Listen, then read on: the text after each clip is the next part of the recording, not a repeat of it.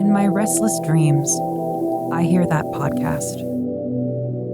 The worst of all possible worlds.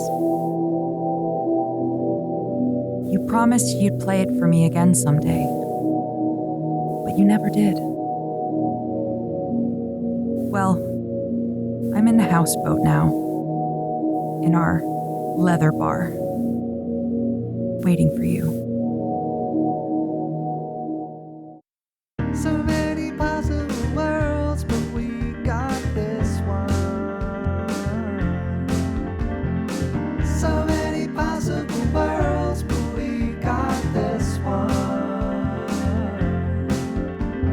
Welcome to the Worst of All Possible Worlds, the first and only podcast that causes static to go through your radio. Ooh. I'm the worst of all possible AJs. I'm the worst of all possible Brian's. And I'm the worst of all possible Josh's. AJ, that was a beautiful little piece that you just wrote. Thank you. I'm glad it was all of it. Well, we're back for yet another case study in the pop culture of a dying empire, and we have a really great guest here with us today. She is the writer and game developer behind such projects as the sci-fi narrative podcast Second Star to the Left, as well as the video games The Sky Left Us and Hive Swap Act 2. I'm seeing that here, it's based on a property called Home Stuck? That can't be right. I've heard of that this. Can't be right. I don't know what that is. I think it's Hammerstück. Oh, Hammerstück. Yes, Yeah. lovely. And It's ein bisschen piece of your home.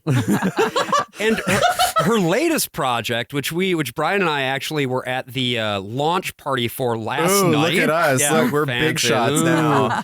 Life is Strange Double Exposure releases on October 29th. It's in early access right now. Please welcome to the show, Aysha, Farah. Aysha, hello. Hello, thank you so much for having me. We're so excited you're here to Yeah. talk about this deeply fucked up game. I'm so excited. We're here to talk about Silent Hill 2. Yeah, we are. Which is, Aysha, you actually, I think, pitched, AJ on coming on the show to talk about Silent Hill 2, right? Or was it? I pitched, I knew that you were a huge fan of the LucasArts games, specifically Right. Monkey Yeah, Island, yeah. and I pitched that initially, either that or Silent Hill 2, and you were like, I feel like it's more important that I be there for a discussion of Silent Hill 2 than Monkey Island, and I was like, why could that be? And then I played the game, and I'm like, oh, that's why. Mhm. Yeah, I was like, I think you might need a woman for Silent Hill 2. I think Yeah. you could use a woman for Monkey Island 2. I mean, I think everything could use a woman. Absolutely. But, Women are very important a lot of the time. yeah. Hold on, I've just More and logged- more people are saying this. You can quote me on that. I think that this is a really gendered horror game. A lot of the Silent Hills kind of are. The third one is too, but I think in a completely different way. Right. But I think at the core, Silent Hill 2 is kind of a domestic horror. Mhm. And I think Yeah. it has a lot of aspects that kind of like point out just the inherent perversity of the marriage contract. Yeah. Yeah. We're going to be thinking too deeply about Silent Hill probably today, but I think it's just a game that you basically could decide it's about anything. Mhm. Yeah. But Yeah. I think that there's just so much there, and like the more you play it and the more you think about it, like the worse and worse it becomes. Yeah. So before we get into talking about the background of the game, I kind of just wanted to ask you, Aysha, about like how you work as a writer in video games. And I think in Silent Hill 2, one of the things that is still so remarkable about the game is the writing. What is it about it that jumped out to you that causes you to be like, oh, wow, this is still something that's really worth analyzing? So there is this sort of uncanniness to all of the dialogue in Silent Hill 2, and a big part of that is the performance, admittedly, because Sure. we'll definitely talk about that. Yeah. But there is a sort of like dreamy quality to the writing. It feels like being half asleep sometimes. It feels like Yeah. being in a nightmare. The Mhm. characters, I think, often talk past each other. Mhm. Yeah. So the characters will say something very strange, and then the other characters will be like, seems normal, seems fine. Yeah. And the further along you get in the game, the more you realize why they're talking past each other. Right. Like the game justifies it that they are all in Yeah. a different version of Silent Hill, the town. Right. And this is jumping ahead a little bit, but there's like the section where Eddie is like puking Mhm. into Yeah. a toilet very noisily and unrealistically. Yeah. Yeah. And James doesn't even seem to notice. He Mhm. just Yeah. talks to him like they're just both standing there. But let's start at the very beginning with a company called Konami. They started out as a jukebox repair business in the early 70s, and they pivoted to making arcade machines in the early 80s, and immediately had these huge hits. They had Frogger, they had Super Cobra, and Rock and Rope. I've heard Everyone's of one. favorite. Yeah, I've heard of one of those games. Oh, yeah, I also love Rock and Rope. Yeah, okay, well, here's the thing, Aysha. Did you know that it's the world's first wire action video game? I didn't know that. Wow. All the action you can do with a wire. Wire action is what I call it when I'm committing fraud. Come on. So by the end of the 80s, they had moved into the home market, having such franchises as Castlevania, Contra, and a little series called Metal Gear. Metal Gear. In 1996, they had founded KCE Tokyo, KCE Osaka, and KCE Japan, which would later become Kojima Productions. Yeah, and this was coupled with an effort that they had. This was also kind of coinciding with the big switch to 3D that was happening in the industry. They hired a bunch of people who didn't have video game experience. They didn't study computers. They didn't study design necessarily. One of those people was Keiichiro Toyama, and he was a film student at Tokyo Zokei University. Yeah. And he just knew film, and he got hired by this company, and they're like, yeah, we're going to train you for like 9 months in how to make games. So we're going to throw you into this department. We have our own teachers. We have our own classrooms and everything.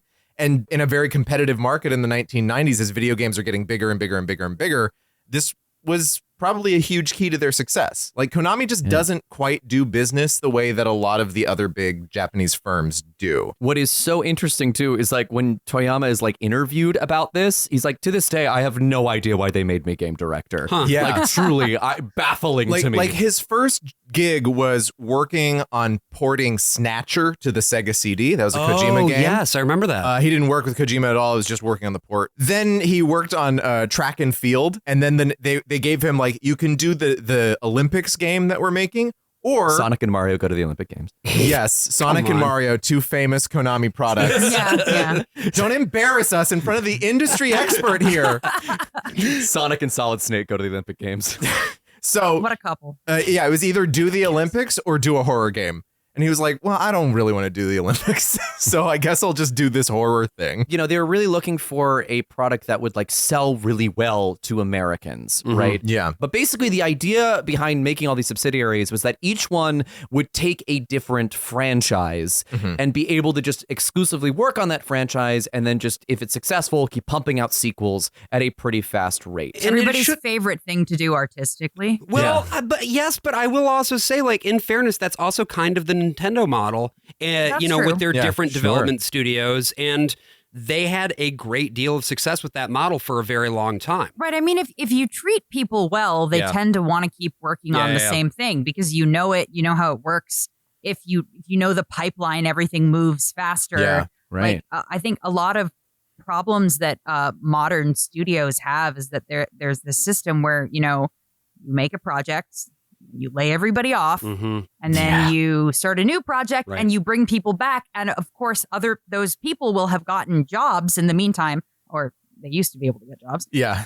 Oof. Well, no one wants to work anymore. Yeah, that's so true. That's So true. so true. So true, Bestie. Yeah. So every single time you start a new game and you have to teach all of these people, even if they're industry pros, even if they've been in the industry for like a decade, they have to learn your pipeline. Right. Yeah. So when you see studios that can make games really fast, and can make a lot of high quality stuff and continue to just produce stuff, it's often because they have retention between like, I'm thinking specifically like of Remedy. They use like all the same people again and again. So And they have their own engine that they keep in house, and that actually works for them because the people who know how to use it stay there. yeah, exactly. Yeah, well, and that's important because Silent Hill 1 is built on the Track and Field engine. It's just There's using that's those why there's same so tools. much running and Yeah. discus throwing and There's a lot of fog in Track and For Field some 1. reason, I was like, wait, there was a 3D version of Track and Field? There was the Olympics game was 3D and also built on the Track and Field. Yeah, I believe engine. that engine is run by one little guy on a little bicycle inside your machine pedaling Yeah, really, he's not really on fast. a track or on a field, Yeah, no, actually. no. Wait, do you actually happen to know, though, on a technical basis, if this was a new engine? Was it the same one they used for Silent Hill 1? Yeah, that's what I'm saying. It actually was the track and field. Yeah, game. I wasn't joking. Oh, wow. Yeah, no, sorry. That's well, and Japanese companies in general. We'll see why Konami's a little bit different in just a second, but like they seem to be more about like keeping their people, you know, for a full career, Right. career's worth of time, and keeping their engines, and you know, not having to like scrap everything and start over. Like From has great success, and they'll just, you know, here's this fucking weapon that's been in every single game, and it works exactly the same way. Like you get to a boss, you're like, know that moveset. Yep. Know that moveset. Oh, that's a gimmick, boss. I see the gimmick. Yeah. Well, and the other thing, too, that I think is noteworthy about this particular point in time is that Konami was never a true second-party publisher, like under the control of one of the big guys. But for But for a long time, they were almost a second-party publisher for Nintendo. And then much like Square, when the PlayStation came out, because they wanted to make 3D games, they shifted over from Nintendo to Sony and were one of their preferred partners. Yeah, because Sony, using a disc-based system, was so much more versatile. And, you know, it was less powerful in theory than the N64, but you didn't have to worry about cartridges. You didn't have to worry about working with Nintendo. You don't have to blow on that thing all the time. You didn't have to hawk you could. Damn it! No.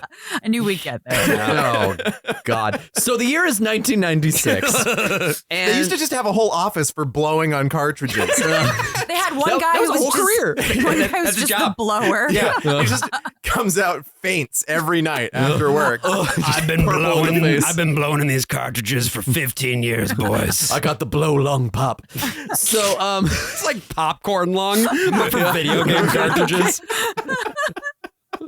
Take an X-ray and it's just like circuits in there. Yeah. So the year is 1996, and within KCE Tokyo, there is a group of employees that would later go on to become known as Team Silent, and they start work on this game that would eventually become Silent Hill. They work for 2 years on it, and it is released. I could not tell you a single thing that happens in that game besides a man is looking for his daughter. Yeah. There's some zombies, question mark? Like zombie-esque things, and a lot of fog. So I played that after I played Silent Hill 2. Oh, okay. Sure. I had not played it, and then my wife was like, wait, you haven't played Silent Hill? Okay, we're going to play Silent Hill 2 first. Okay. Do not look anything up. And I also have this like thing where if I don't know what something is, I can like just have spoilers just like go in front of my face and I don't notice them. So I didn't know anything about Silent Hill. All I knew is that Pyramid Head was in it and that you stomp on the enemies to kill them. Those are the two things that I knew. That would have saved me some time in my first run of Silent Hill 2. So going in, I didn't know about the cult. Okay. So I had no idea what was happening. I was like, what is going on? Is this real? Is he tripping balls? Yeah. Sure. And I think that I recommend that as a way to play it. I think that Silent Hill 2 is the best place to start. And if I guess that this could be a place to say, like, if you haven't played Silent Hill 2 and you want to turn off your radio now. Yeah, if you don't want to be spoiled, I don't think being spoiled necessarily ruins it, but it is probably pretty fun to discover all that on your own. There's some twists, there's some turns. Yeah. On a similar note to this game features a lot of misogynistic violence, and we will be discussing that. There will be discussion of sexual assault and suicide and all of these sorts of things that if you don't want to hear us talking about that, now's probably the time to turn this off. Yeah, we'll see you next week. And we'll see you next week. Yeah. It's not like thoughtlessly. No. It's not I would argue it's not a misogynist game. No, but it is about misogyny. In a way that, like, it's so funny because all the coverage of the game that I was able to find, like contemporary coverage of the game, is very misogynistic. Yeah. In a way that I think the game actively is fighting against. Yeah. And when the developers talk about the game, that is something that they are actively trying to do, is to push back against that. But all the media is like, isn't Maria the hottest thing you've ever seen? So hold on. You're telling me that gamers missed the point about what a game was trying to say? Impossible! Come on. Gamers having issues with women? Gamers? Women? What is this? Gamers are people. Oh no! Oh god! Yeah, Silent Hill is released. It makes enough money that they immediately greenlight a sequel, and the work on Silent Hill 2 begins in June of 1999. Yeah. But with a lot of that original team gone. Kiichiro Toyama most notably. The concept of Team Silent is kind of a meaningless one. Yeah, right. Because people keep saying, oh, the only good ones are the ones that Team Silent worked on, but there isn't really a Team Silent. there is no Team Silent. Yeah. It's not like Sonic Team. Yeah. There's a fair number of people who stuck around, but yeah, like we were saying, Japanese companies are pretty good at retention. Konami doesn't. Konami has like the retention of a Western company. Yeah. Yes. It's churning through its teams a little bit more quickly for I don't know exactly what reason, but There is one notable exception to that, Yeah. of course, a man known as Hideo Kojima, who we'll talk about some other time. Yeah. Well, from Konami, not from Team Silent. Oh, that's true. Yes. Well, he was, I guess, on Team Silent briefly. almost. We really- and then he left. We could have had it all. We really could. But Silent Hill 2 had a team of about 50 people. The director was Akihiro Imamura, but later on in the process, the art director Masashi Tsubayama then took over the role of director while Imamura became producer. We had Masahiro Ito as the art direction monster designer. Who, MVP, Oh, God. MVP of the Yeah. whole team. Oh, yeah. Fucking Killed it. P, The man. goat. Yeah. And then we had two people on story and scenario. The story itself was made by Takayoshi Sato, and the actual like scenario writer who wrote, I found this out, all of the women's dialogue is Hiroyuki Owaku. Yeah. And of course, Akira Yamaoka on the music, another MVP. Yeah. This stuff is like, it kind of sounds like what if soft rock were in hell? Yeah. Yeah. Like, The I don't know how he soundtrack pulled it off. fucks. It's Yeah. so Yeah. good. And it's not what you're expecting either. It's not No. anything that like, especially the song in the opening movie, the theme of Laura. Mhm. Yeah. It is so good, and it's just not what you expect the No. horror theme to be. Yeah, and that took him a very long time to make. He really struggled with that one, but once he nailed that, he knew how to write the rest of the score. In some ways, Silent Hill, like if you're just looking at it on the shelf or you see a little preview on TV or something, it might look like the other survival horror games that were coming out at this time. But it's different in a lot of ways. Yeah. And when we talk about survival horror, we're talking about a genre that more or less is kind of known to begin in 1989 with a tie-in game to a movie called Sweet Home. I don't know if anyone's seen or played Sweet Home. It was No. not released in the US, either version. I don't know about Sweet Homes. I know about Fun Homes. I know about someone who's gone home. I don't know. Oh, there we A go. lot of homes in these games. Silent Home. That's kind of Silent Hill 4 is kind of fun. Yeah, Silent Hill for the home. Yeah. Home, holy home, there is bugs on my wife. Get those bugs off of my wife. Are you done? Are you both done? Oh, yeah. Thank God.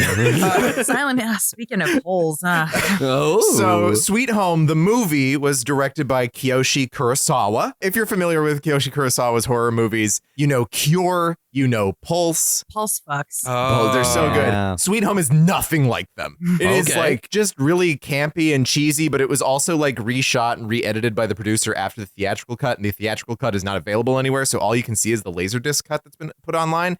And it's like a different edit that Kurosawa sued the Oh my studio God. for it. What? Anyway, there was a tie-in video game, and the director actually came to set, and Kurosawa was like, yeah, here's the stuff, do whatever you want. Oh. And the director was like, it's 1989, it's the Famicom, it takes 3 weeks to make a game.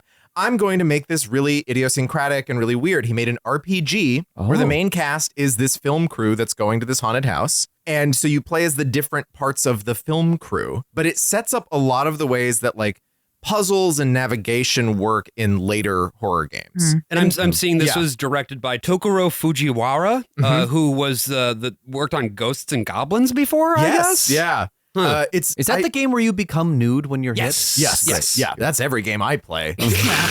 I won't play a game if you can't become nude. That's Yeah. right. Those I'm are all playing those that game games in at real the- life, if you know what I'm talking about. Yeah, we didn't want. We I didn't don't want know to what say you're talking anything. about. We didn't want to say anything, Josh, but it was very weird that you just showed up to this houseboat nude today. Well, no, I didn't show up nude. I showed up clothed. And the more fun I've been having, the more of my clothes I've been More removing. fun you've been having. It's supposed to be about damage that you I take. don't- You're doing the opposite. I'm here in my fun home. Leave me alone.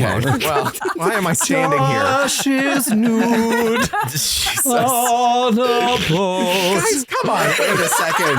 This is not the start of the holiday season. This is the start of the arguing season. That's right, Brian. So in 1992, there's another horror game that comes out, or should I say a horror game? Yeah. Because Alone in the Dark, the first one, is released by Infogrames. Infogram. I used The to play that with famous- my dad. Oh, Really? Yeah, I was terrified of it. Yes. It's so colorful. So wait, so what are your memories of Alone in the Dark? Was it a good game? Was it at least I'm not informational? sure because a monster would come in and I'd run and hide and my dad would have to beat Okay. it and then he'd tell I was very small. That's cute. And he would ask, and I would be like, "Is it gone?" And he'd be like, "Yes." And sometimes it wouldn't be because he's doing a dirty trick. Yeah. That's good.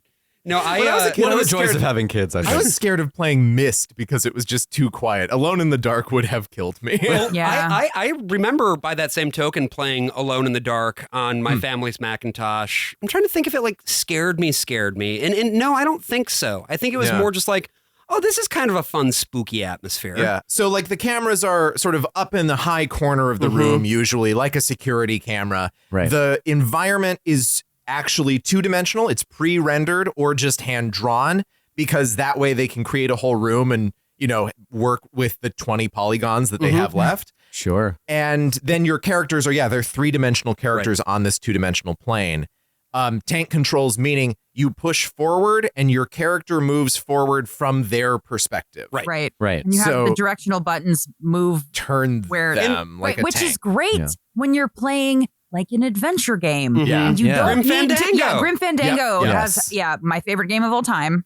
Another one I played with my dad. But yeah, I was thinking about that because I hadn't sat down and played Silent Hill 2 Yeah. in a hot minute. Yeah. And I was like, man, this feels like shit. Yeah. Like, this feels terrible. And thankfully, Silent Hill 2 has the setting where you can change it Yeah. to what they call 2D controls, or what they called internally as Mario controls. Oh. I don't know why they say that, but then it's just normal. You press down, he goes towards the camera. Oh, You know, okay. press Yeah. up, he goes away. Yeah, Alone in the Dark really sets the stylistic tone for how horror games work. This becomes just like the standard. If you're going to make a horror game, you're likely just going to do this exact thing, which is what happens in 1994 with the game called Dr. Hauser.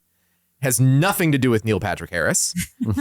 This was Thank God. And it's not the German version of Dr. House MD. It is, in fact, a very strange It's a Japanese game. little, it's, you said it's Only very slow to me. Brian, Yeah, off only mic. released in Japan for the Panasonic. Oh my God. This one is done in full 3D. The environment is 3D, which means that there's like 2 or 3 frames a second as you play this That's game. all you need. Blistering. Yeah. So Dr. Hauser, a game we haven't ever heard of, but it was influential in Japan. And because it was full 3D, for like exciting scenes, the camera could move and do things, and the whole environment, you know, you could look around the room and things. Yeah. So that moving camera is really influential for Silent Hill. In 1996, we get Resident Evil, or Biohazard in Japan. Right. It's got that same security camera style, flat environments that are pre-rendered, bad FMV acting. A classic of the genre. Bad Yeah. voiceovers. Jill Sandwich. You're playing as like these elite soldiers. It's all very sci-fi.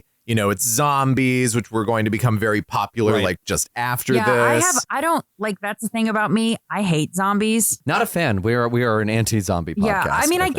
guess the monsters in Alan Wake are basically zombies. Like everything is Yeah. basically kind of zombies. I like typing to defeat zombies. Oh yes, Yeah. yes. Yeah. House of the Dead will teach the you to typing type. of the typing dead. of the Oh, dead. it's called the typing of the dead. Uh-huh. Oh, I didn't know It is. that. Yeah, it's very clever. It was so sad when Mavis Bacon got eaten. Mavis what? Beacon. Oh, that's Mavis Bacon was the joke we used to do on the playground because we were 5. You were making fun of a woman that did not exist. Yeah. AJ was Anyway. making fun of a woman of color. AJ's canceled. That's what I'm here for. To cancel you. That's right, AJ. My reckoning. Yeah, I hate the save system in old Resident Evil games because saves are a perishable item. Yeah. And so okay. they make Yeah. me so fucking mad. Oh, it's so wild. But yeah, I grew up only with Nintendo consoles, so I didn't have, and my parents were not going to let me play an M-rated game.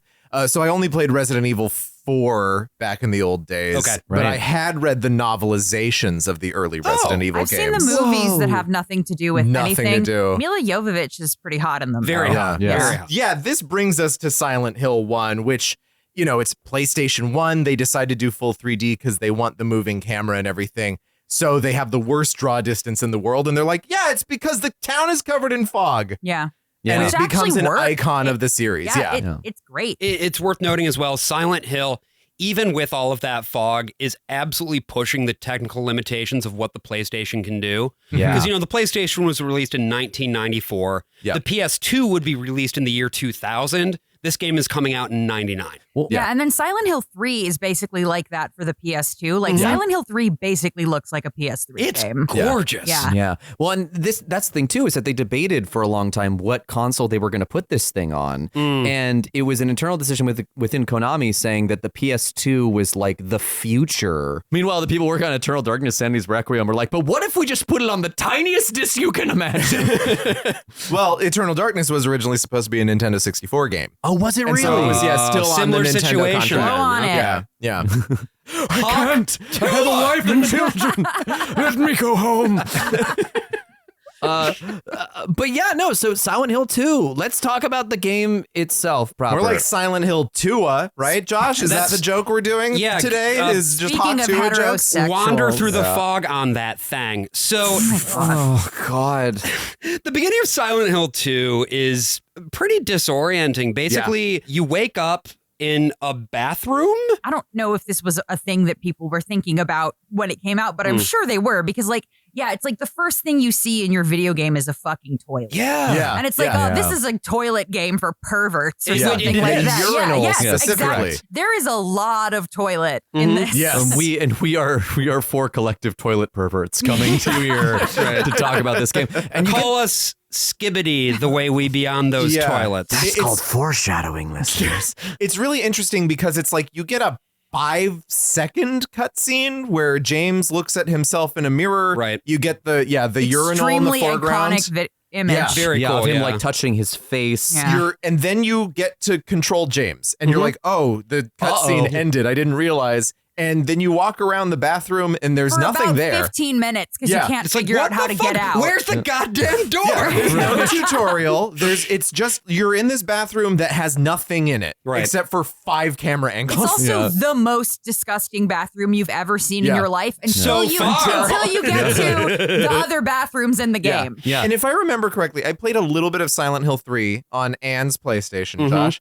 And I remember firing it up and thinking, oh, I must have just fired up an existing save instead of a new game. Because No. there's not even like a cutscene No, in that. nothing. You're just in a room and walking around already. Now, your understanding of what's happened so far is basically the same as the protagonist, James. Yes. James does not really seem to know where he is Yeah. or what Right. he's doing. We just know that he is in, Silent Hill, the titular town. just on the outskirts of it, yeah, and like on like an overlook, Like an overlook, right, yeah. that is overlooking the lake. So that is right outside the bathroom where when you step out, you're at that overlook. once you find the door, And what basically, as soon as you step out onto the overlook, you hear this.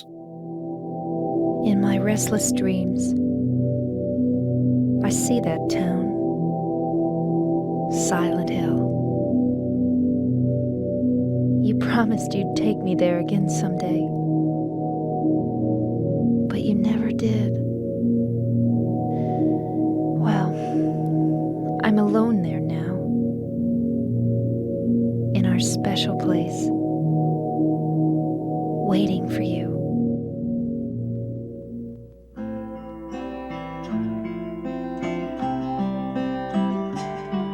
I got a letter. The name on the envelope said Mary. That's my wife's name. My wife's name. It's ridiculous. Couldn't possibly be true.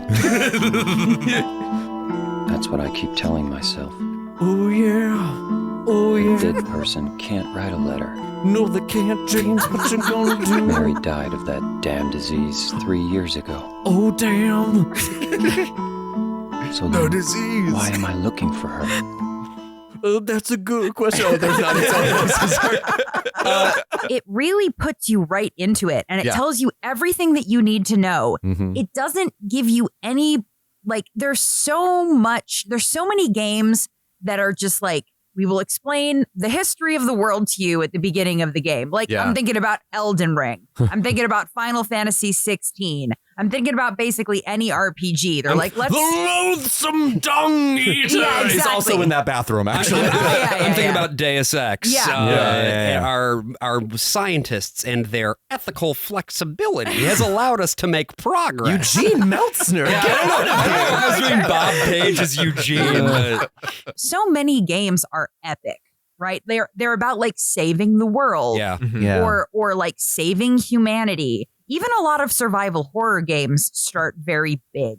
I mean, Resident Evil has that whole long FMV sequence where you're landing at the mansion, the dogs are coming after you, and you have to lock yourself. It makes it very clear everything that's going on right up top. Right. Yeah. And this game is so personal and so small.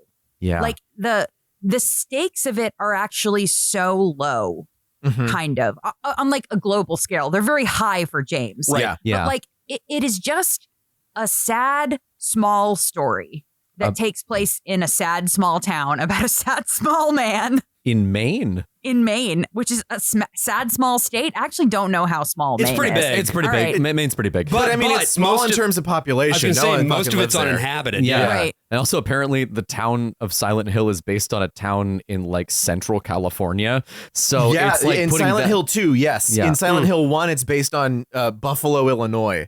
Oh.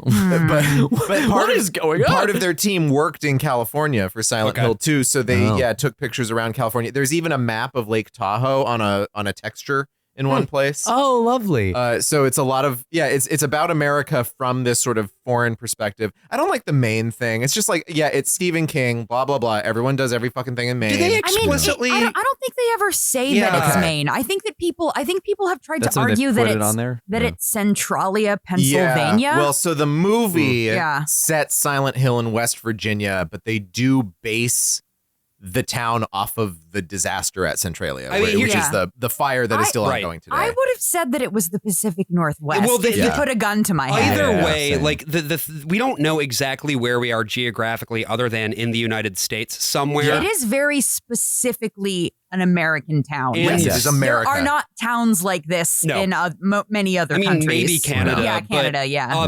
And also, no, not in Canada. There are no towns in Yeah, Canada.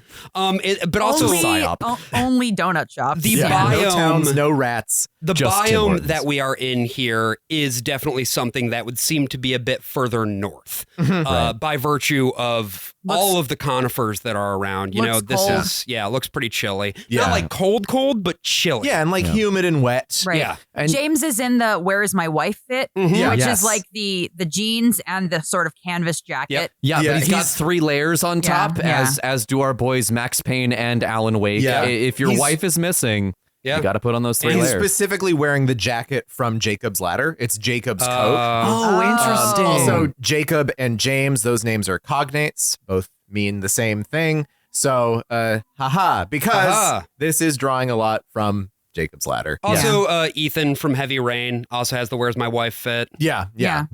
He Except knows where his wife is. is. I know. She left him. but where his son is. Jason. Jason! But well, this is also a good time to talk about another influence on this game because of the music, specifically the synth-heavy stuff. Well, yeah, we got to talk about David Lynch. We got to talk about Yeah. Twin Oh, yeah. Peaks because this borrows, I think, a lot of themes and stuff A from foggy Twin Peaks. town in the Pacific Northwest-ish. Yeah. with some sort of like inherent evil that is present within Yeah. these towns Or that infects the minds a guy of those with who a live dark there. secret with his wife that will be revealed with the videotape.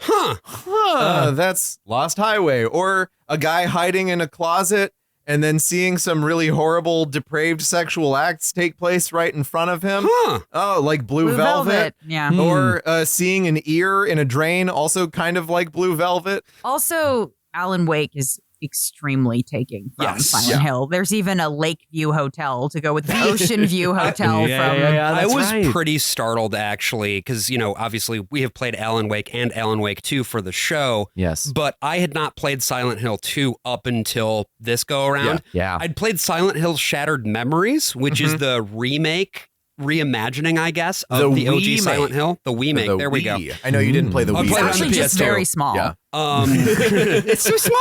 It's So we. Silent There we go. Wanted to tee up for that one. like legs?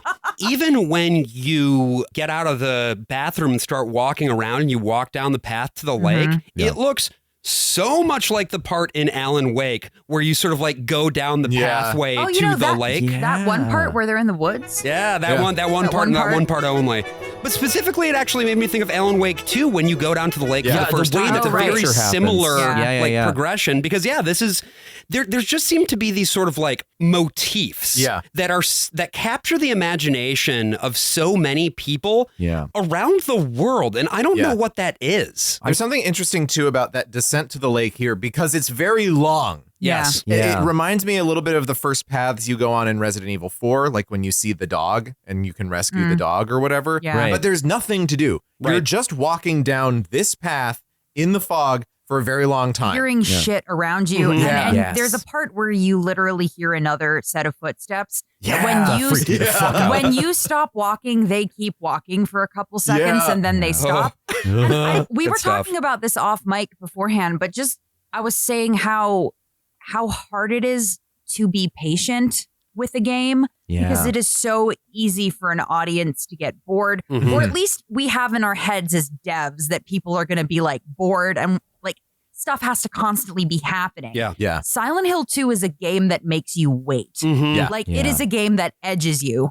Like, another thing it does is sometimes it doesn't. Sometimes it just leaves you hanging. Yeah, it doesn't pay off. Yeah. Right. Yeah. Like you'll go into a room, the music will be insane, and you're like, "What is going to happen?" Nothing happens. Yeah. You just leave the room. Like I went into this game thinking that Pyramid Head, I always assumed he was like Nemesis. He would show up randomly in certain rooms. And so there were some rooms where some crazy music would start up and be like, that's going to be a Pyramid Head appearance. It's like, no, he's fully scripted. Well, another thing about this game is that like it doesn't really have jump scares. It has maybe 3. Yeah. And one is a sound cue. Yeah. And there's also stuff that like I would get jump scared by like enemies bursting out of places, but that's not like a timed like jump scare per se. Exactly. They don't have like monster closets, you know. No, that's it's not like you open a door and there's like really, really quick at you. It's that like you're walking by a car and all of a sudden the car is attacking you because there was something under the car in this first section especially. Right, but even the enemies when they do jump out at you, you hear them first. Because you hear them on the radio. Which actually makes it worse. Yes, no, it is. Oh, it's yeah, you're worse. like, where is it? Where is it? Where is it? Where is it? And that's a clever bit of design because you can't see fucking anything in this game. Yeah. And everything is so spread out. Like when you're walking down a road, the road is realistically as wide as an American road would be. Right. So you don't see anything on your left and right because it's not a widescreen game. You just see the fog that is a foot in front of you. Right. And there's a huge paranoia too, just getting back to the sound design, the way they've positioned the sounds in the speakers, it got to the point where I thought there was something in my apartment. Yeah. Like right behind me. This is also a great game to play with a good pair of open headphones. Oh, yeah. So that like the sound of the space around you mixes in with the audio design of the game. Yeah, especially if you have a toddler that lives in the apartment above yours who sometimes likes to fall over and cry. Yeah. I think I joked online that I was like, Silent Hill noises don't scare me because I have 2 cats. That's just what having 2 cats sounds like. Someone's slurping weirdly in the other room. A crash followed by scampering. Oh, yeah. I didn't do it. So let's go ahead then and talk about like where we get to in the story here, right? Because James has found a map, and on that map is the layout of the town of Silent Hill. And again, he needs to find his wife. His wife. And once taking that very long path, down to around the lake, he makes it to a graveyard. And at that graveyard encounters a young woman named Angela. I'm looking for someone. Who is it? Someone very important to me. I'd do anything if I could be with her again. Me too. I'm looking for my mama. I mean my mother. It's been so long since I've seen her. Cool. I thought my father and brother were here, but I can't find them either. I'm sorry. It's not your problem. I hope you find them. Yeah, you too. So this, I think, is another good example of that, like, sort of dream-like dialogue where They don't really sound like they're talking to each other. Yeah. It's not the kind of conversation you have when you meet somebody. Right. You're not giving them any information. Yeah. Right. And it's the first time that you feel that these characters might be unstuck from time just because she says mama. And it's like, wait, I'm sorry, my mom. You know, it's like it's got that very cool sort of disorienting vibe about it, but also I guess this is the world's oldest teenager. Like, yeah, I thought this was like a full grown woman. Yeah, when the I first voice met her. actress is 40 years old. Oh, is she supposed to actually be a teenager? Apparently like she's 16 or 17. She's 19. She's 19. Okay. Yeah. And I will say this, you know, we're not really going to be talking about the remake today, the one that, you know, just came out. Yeah. Right. But it is interesting hearing this very same writing, this very same dialogue in the remake because it's just good voice acting. Yes. Whereas here it's voice acting that I think is sometimes good, sometimes interesting, sometimes terrible. But, you know, there's something about it that makes you listen to what is being said in an unusual way. And that's interesting to me. Well, it's David Lynch, too, in a lot of ways, this dialogue. It is in the performance of it, it is very soap opera-y.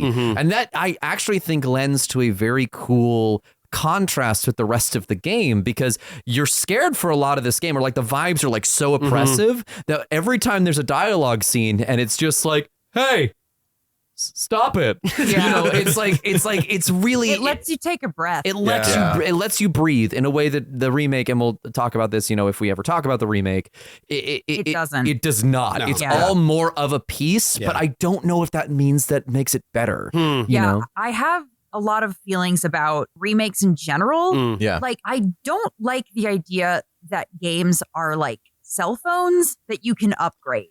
Yeah. That you can, that like we could just create a better version of this game that is just higher quality, because when you make a piece of art, the circumstances around which it was created are important. And that's exactly what I wanted to talk about in the context of this one is why the voice actors sound the way that they do. Exactly. Right. Not that the remake isn't good. I'm enjoying the remake. I It's a really fun like time. it. Yeah. As remakes go, it's excellent. Yeah. But as we were saying, these are people they just found around, right? Yeah. Well, they did audition them. There were, so I believe that the man who plays James, Guy Seehee, saw a casting call for the part of Laura. Yeah, the little girl. At I think a Japanese language school for international students. Right, because they were casting locally for this, right? In Tokyo? Yes. Yeah. So he brought his daughter to the audition. She didn't get the part, but they were like, hey, would you like to read for James? Oh, interesting. Hey, we're going to crush your kids' dreams today. Yeah. But how'd you like to have And not yours? only were these actors doing the voice work, they were also doing unusually extensive for this time motion capture work. Yeah. Yeah. Right, all of it. They weren't having separate performers do mocap and then voicing. Yeah, or they anything even like had that. like Guy Seehee like pick Mary's actress up. Yeah, apparently had a Carry lot her. of difficulty Yeah. with that. Wow. And that's why a lot of, again, this adds to the stiltedness of the scenes, is sometimes they make these gestures and it's very deliberate. It's like they say the line, then do the gesture, then say the next line. And it's because, you're recording your voice lines over here on this day, then you're doing the mocap acting over here on this other day. Which is like, we do almost full motion capture for everything in our games. Are Like, you doing it all at the same time? yes. Okay. Most of it, yeah. Unlike most games, the actors actually have each other to play off Sure. of instead of just being in a booth. Yeah, and it is funny watching the behind the scenes mocap for Silent Hill 2, for this original game. they're not delivering the lines as stilted as it comes out in the final version. Like they're actually acting with each other, and it doesn't necessarily have that dreamlike quality of talking past each other, which I think actually adds a really cool, rich dimension to it. Sure. So I am kind of glad they didn't use the takes from the actual mocap itself. I've also heard this. I think I've just heard this floating around, so it may just be like made up, but I've heard that often a lot of these takes are cold. Like they had not read the script. Yeah, that's what I saw too. They certainly didn't have like the full script at any time, which is not too atypical in video games, but they just kind of were going with whatever they had on that day. Yeah. This is, as we've mentioned, a game that makes extensive use of fog, because the PS2 would not be able to render this much detail with any meaningful draw distance, probably. Well, actually, the PS2 could. The PS1 couldn't, but the PS2, the fog was the feature of Silent Hill now. Sure. Okay. And so what they did was they put a lot of resources into making that fog work. Hard. So let's talk about that. Let's talk a little bit about like how it feels once we get into the town of Silent Hill. Yeah. Because the fog in the PlayStation 1 game is just gray. It's just a gray thing in front of you. It's just everything stops existing and it's just a flat gray thing. Here, there is a texture to the fog and it moves around, and they did a lot of work getting randomized elements of it, having the fog kind of move around the character models and everything. Yeah, and it looks really good on the PS2. Yeah. Sometimes when you play it on the PC with like the upgraded visuals, sometimes you're like, oh, that's just a JPEG in the distance, which is fine. Like, whatever. But yeah, it looks phenomenal still. It's a part of the game that still looks amazing. And the environments still, like, at least for what they are, still look really good. They really pop. This place feels like a town. A real town. But it also feels like the most cursed feels like town. hell. It really does feel like hell. And the fog itself, it elicits a feeling in you that I don't think I felt in a video game before, which is just like this all-encompassing dread just around you. Like we were talking about this off mic, but Aysha, you said that like this is not a particularly like scary game, but it does not make you feel good. Yeah, it makes you feel to bad. play. It makes you feel bad to play, Absolutely. and the fog is so good at eliciting that feeling. I think that the closest thing that I could compare to the feeling that this game gives me is pathologic. Yeah. The way that the plague makes you feel. The way the plague is drifting in the air. Yeah. And it has a voice. When you go to a plague district, you can hear the plague. That's kind of how the fog feels in Silent Hill. There's this sign that you run into on your way into the town of Silent Hill proper, which is this Silent Hill Ranch. It says Silent Hill Ranch. Silent Hill The Ranch. worst dressing of all time. Yeah. So Silent Hill was made on Macintosh. They worked with Apple computers in the office at Konami in the 90s. Oh.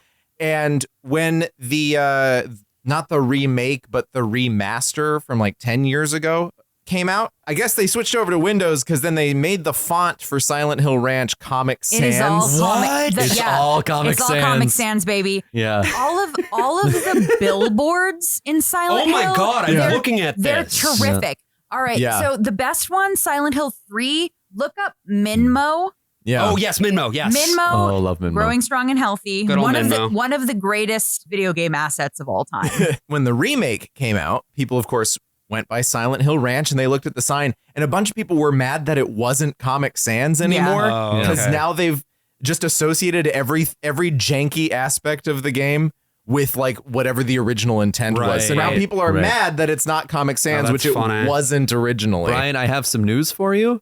They've modded it in. Of course they They've have. modded in the they've- Comic Sans they've- signs. Yeah, modded it along with making Angela hot. Yeah. Thank God. Yeah, they Yeah. yassified her. God. And they, Why isn't this abuse victim hotter? Yeah, it's so fucked up. And They the- made her chin woke, okay? We have to de-woke the chin. The only mod I want for this game is to put Norman Reedus' character models from Death Stranding over James Sunderland so I can finally have my Silent Hills. That's the only thing I want. I thought you were going to say you want to put James into Maria's old outfit. I mean, it is in the game. Maria's old outfit, by the way, is just the exact outfit Christina Aguilera wore to the Teen Choice Awards in 1999. That is Yeah. true. That is There's true. also, I think that so honestly, when I saw the redesign of Maria Yeah. I didn't like it. Yeah. I actually think that the only time that, like, this is one of the rare times you can say the misogyny is the point. Yeah. Like, if you de-yassify Maria, you're losing something. However, I do think she looks trashy enough. Like, she is in like, I like the outfit. I could do without, like, the JCPenney jacket. But like, I love your style. Well, we'll get to Maria in just a moment. That's Because the JCPenney theme song. Yeah, we got it, AJ. Okay, I just wanted to be Theme sure. song? It's a jingle from an ad. It's not a theme song. You know, their theme song. every time you walk It's the into the opening. JCPenney, the greeters have to like sing it for There's you. an anime intro for the JCPenney every time you enter in. Glasses flare. So as James is walking around through Silent Hill, he comes across a little transistor radio. and a voice comes out of it, and it, if you're listening, it tells you the plot twist at the end. Because Mary's voice is coming out of it, and it's fading Mary, in his and out. wife. And she says, James, where are you? Why did you kill me? Oh, wow. Oh, hell yeah. I didn't get that, actually. That's so lovely. And with the finding of that, we get the first monster attack as well. And this is just a torso that vomits at you. The lying figure. That's what they're You called. gotta pick up a board and just fucking whack the shit out of that thing. Yeah. You gotta whack Tua on that thing. Oh, dear God. Yeah, they all have official names, I think. I don't think they ever say them in the game, but you can look on the wiki, and they're in this. Sometimes they're called straight jackets in different games, but in this, they are specifically called the lying figure. And their whole deal is they're basically gyrating masses of flesh that will puke acid at you. Yeah, and they've got a big caked up ass. Yeah. Every monster in the game derives itself in some way from James himself. Right. And so this seems to me, at least, to be the personification of Mary's illness. Yes, all of them are parts of women. They're all women in some way. Right. They're all, this is more obvious, I think, in the remake where they very much look like women. This kind of feels masculine to me, this character. Yeah. They scream like women, though. yeah. They have a woman's scream. Right, Yeah. which is then kind of inverted with the nurses later. I should mention that Silent Hill 2 has a very unusual difficulty slider for its time. Right. Where there's a super easy combat mode, but you can also change difficulty for the puzzles. Right. Yes. And have the puzzles be more straightforward or more obtuse. That's really clever. When combat is on super easy, they go down with one hit, right? You just whack them. They and go down with one hit, but they don't die with one hit. You gotta stomp them. You just gotta stomp them, otherwise they start crawling around real fast. You gotta stomp Tua on that. Oh my God. I was waiting for that one. This is your one episode, Josh. You will never be allowed to make this joke again. Stay tuned for next week's episode with special guest Haley Welch. Oh my God. We got the Welch. The Welchster. I love her fruit snacks. Just wait until you hear about her other big thing that she's known for. I can't wait. It's that she hawked Yeah, Tua no, on I got it, Josh. For Christ's sake. Yes, on the easiest mode, you hit them once, they fall down, and then you gotta either hit them again or step on them. They also have a thing they do where sometimes they like skate weirdly on the ground. Yeah. Which on all fours. They like which skittle is around. terrifying. Yeah, I didn't like that. Skittling. For a while, I did not know how to kill them when they got into that mode, so I just ran away. You gotta stomp Well, them. that's a big thing about so the combat in Silent Hill. A big thing of it is you can leave. Like if, Dark if it Souls. sucks, you know, you can Hit just the leave. bricks. Yeah, you just exactly. dash past them. Yeah. There is no benefit to fighting enemies in this game. Yeah. You get no experience. You get no items. All you do is get your shit kicked in. Yeah, the one thing that is useful about it is that in the enclosed environments, it makes them safer to navigate. Yes. And then sometimes they will respawn. Right. Yeah, also your own health is not on display at all unless you're in the pause menu. But- so you have to pause to see if you're about to die. Well, that's why you want to play with a controller. So one of the really cool things that this game does is that when you're low on health, the controller starts vibrating to a sort of heartbeat. And the lower your health gets, the stronger that vibration gets. The emulator did not do that. I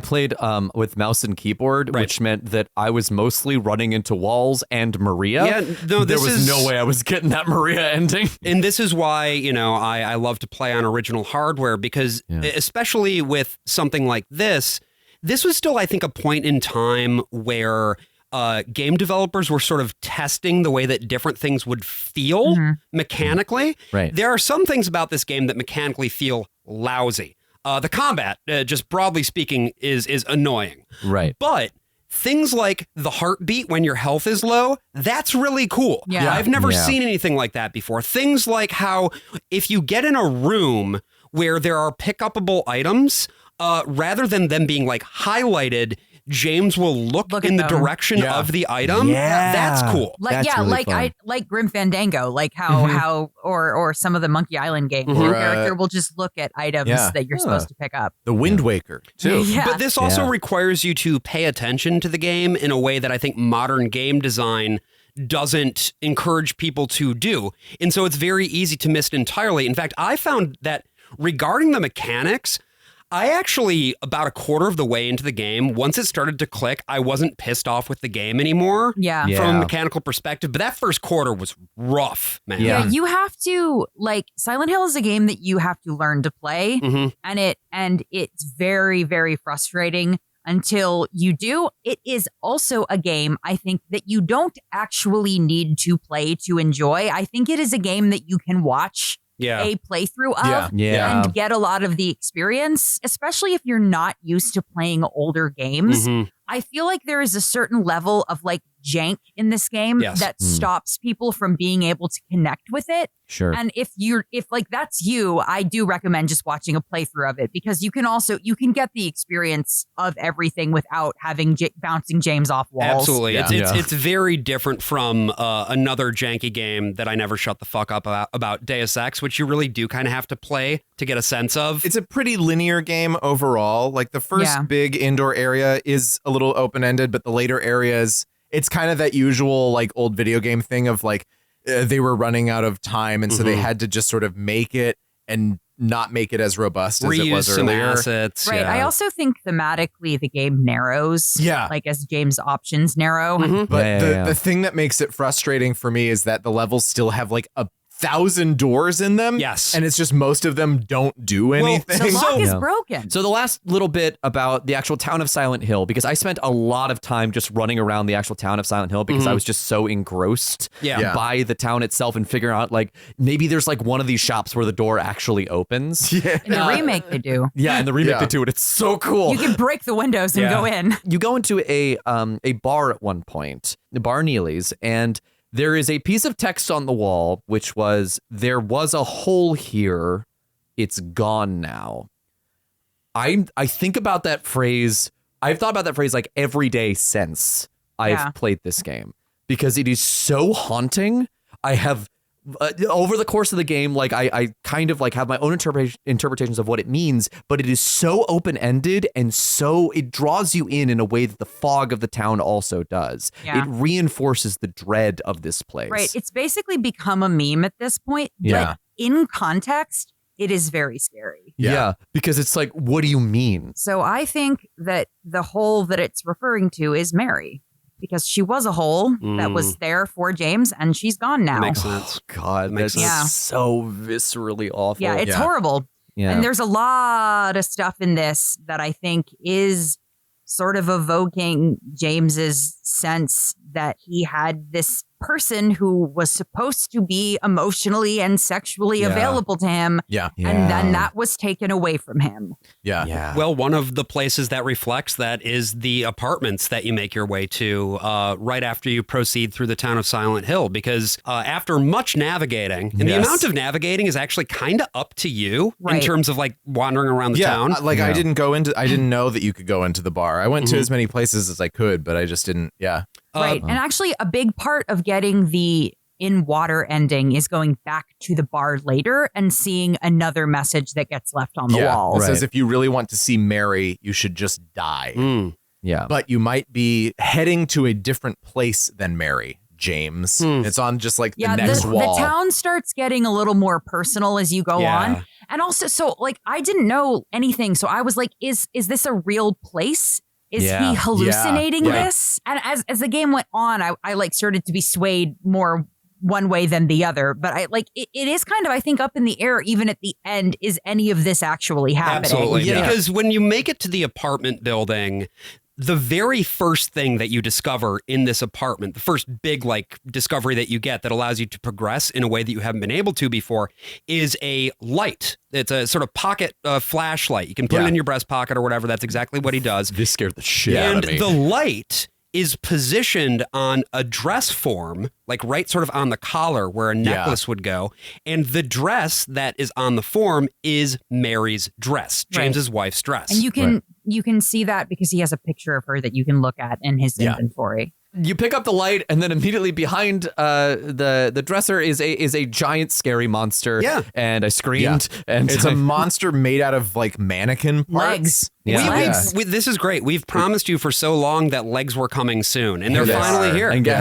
This is are you excited? This is a leg-heavy game. Yeah. Oh man, so many legs. It's just a torso and legs, and it kind of plays off of the sort of innate, creepy eroticism of mannequins, right? There is that sort of, what do they represent? They're supposed to be sexy, but then they're also just supposed to be there to sell you clothes. Right. And seeing like nude mannequins around is always just sort of an odd feeling. Also, I think that just like they're the parts of the body that contain the vagina. Yeah. Like I think there's so many, like there's so much like vaginal imagery in this game too. Yeah. The remake especially, you are always going through vaginas. Oh God. The holes that you make in the wall are extremely vaginal. First, the only line of defense you have against these mannequins that are all legs is to do the same thing that you've been doing up until this point, which is take your board,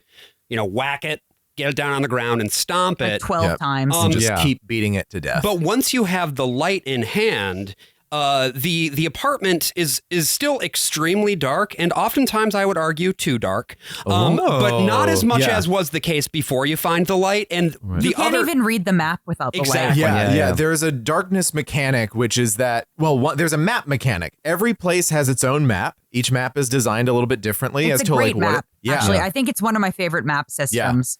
I think a couple times it's a little like, it was right at the entrance. I guess you could potentially miss it, but it's like almost not a mechanic in a couple places. Right. But then they introduced this. Yeah, if you don't have your flashlight on, you can't read the map. So the first bit of the apartment complex, you're walking in blind. Yes. And the fixed camera angle kicks into gear whenever you're indoors. And it can be extremely disorienting. Yes, you can press the L2 button in these fully 3D environments to look back forward again. Are you learning this for the first time right now, I don't Brian? know what you mean. Like you can actually manipulate the camera in these environments if you need to look straight forward rather than going out from the fixed perspective. You can press the L2 button and it refocuses the camera forward. No, I didn't learn that you could like set up to aim your weapon. Yeah, that's R2. Until I was in the well and my just pressing X wasn't working. Yes. Oh, sure. And I had to like look online, and I found a bunch of 20-year-old forum comments where everyone else has the same problem. And every game facts or something. 90% of the people are like,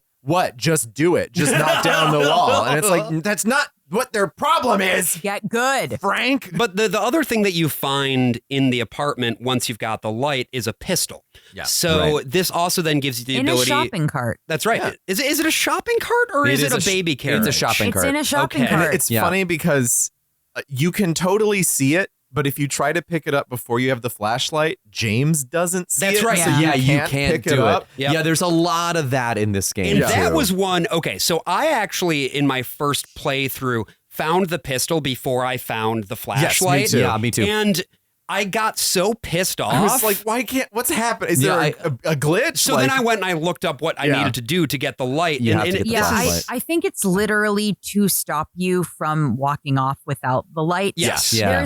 There's a couple little fiddly like gates in this game that they're like, we don't want you to leave without this thing. So like this just won't open. And it's yet. one of those times where you're like, oh, it's 2001. Yeah, whatever. Yeah, They just absolutely. hadn't figured out some of these things yet, game design wise. And it is a shopping cart because they wanted to make a commentary on how easy it is to get guns in America. Oh, sure. Which is actually true. That's not a joke. Yeah. It also reminds me of BioShock. You get your first gun in a baby carriage. Yeah. Well, that's what I was thinking. There is a baby carriage in the pool. In the pool. Later, Oh, yeah, which yeah, really says a lot about society, I think. Yeah, man. You're telling Babies love to swim. They love swimming. Damn.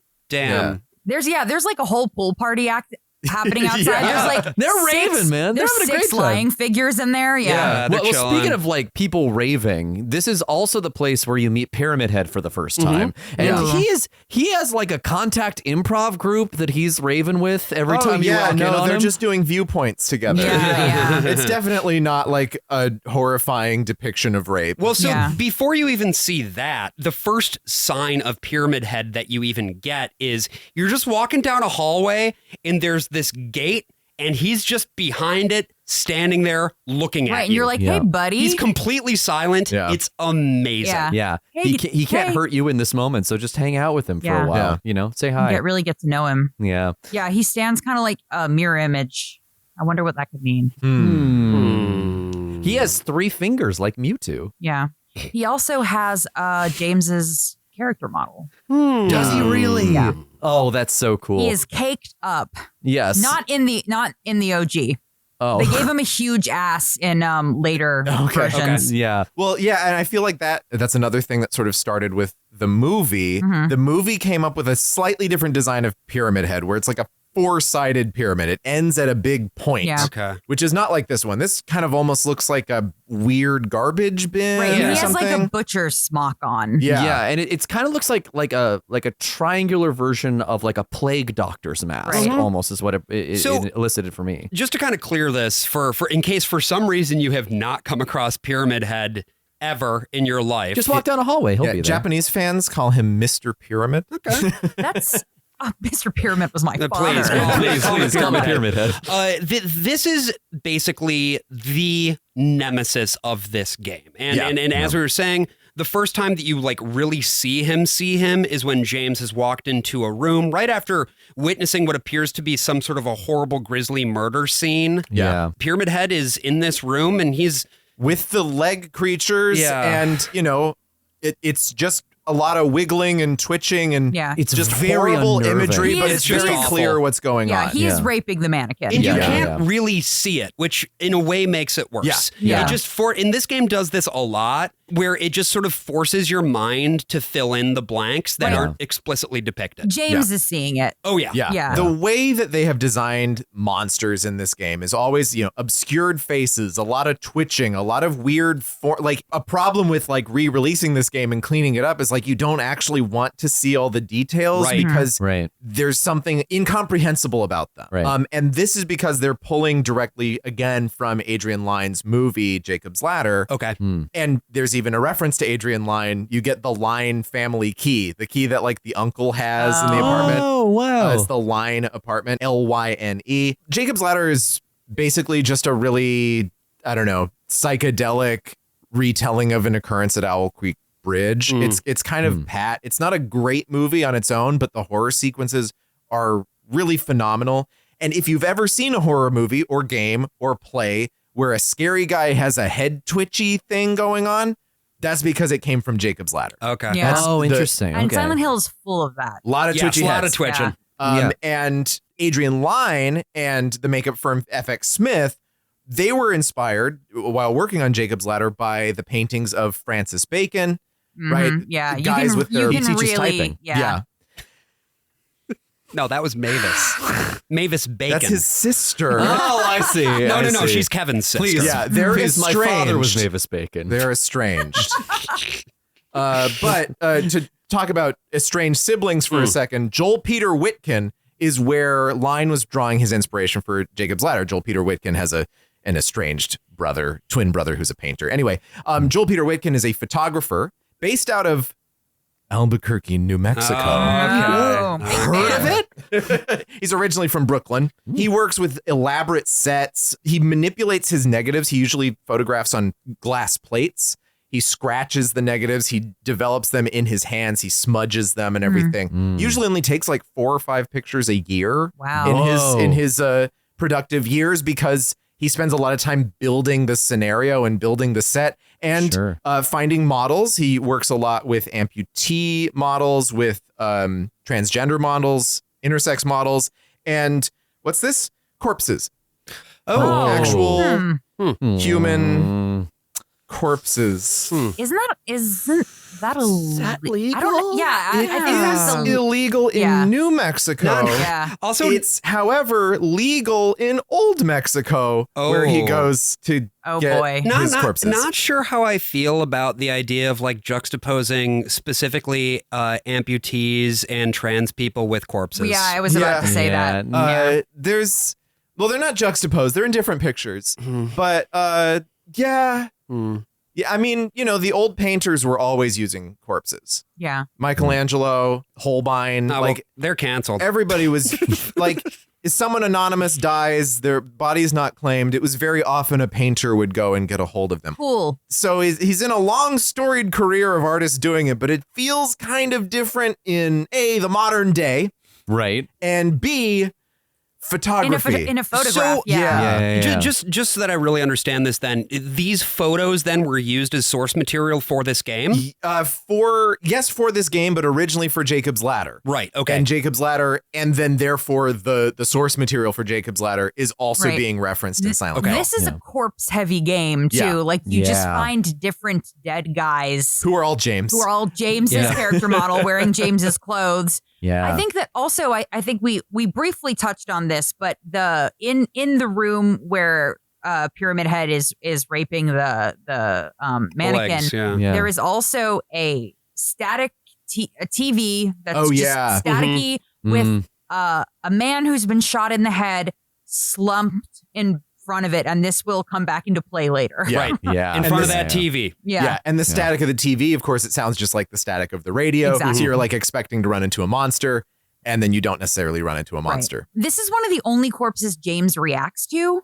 He reacts to the first corpse he finds. And there is some flavor text. Like you can look at things and James will say something about it. Not like just it'll be like text that comes up on the screen. Right. Often it's just him being like, there's some things on the wall. I don't care about them. That's a common He never thing. cares about shit. He's like, that's not useful to me right now. But sometimes you'll get little interesting bits of like because in general, we don't find anything out about James. Right. We don't know how old he is. We don't know what his job is. Yeah. We don't know where he's from. We don't know anything about him except that his name is James Sunderland. He lost his wife and he is an alcoholic. Yeah, we honestly, I think by the end of the game, come to know a little bit more about Pyramid Head. That Pyramid Head seems to be sort of the, I don't know, when Pyramid Head shows up, the world around him transforms into a more nightmarish version of what existed before. He brings death, he brings destruction. He's an executioner. That's right. Yeah. And not long after that first encounter with Pyramid Head, we come across another apartment which has another very dead body in it. And this is where we meet this guy who's just puking in the bathroom of that hotel. It wasn't me. I didn't do it. Do what? I didn't do anything. I swear. He was like this when I got here. My name's James. James Sunderland. Eddie. Who's that dead guy in the kitchen? I didn't do it. I swear I didn't kill anyone. I didn't do it, Morty. You're not friends with that red pyramid thing, are you? Red pyramid Get him some thing. Pepto, James. Yeah, Jesus. come on. What you talking about? Honest. But I did see some weird looking monsters.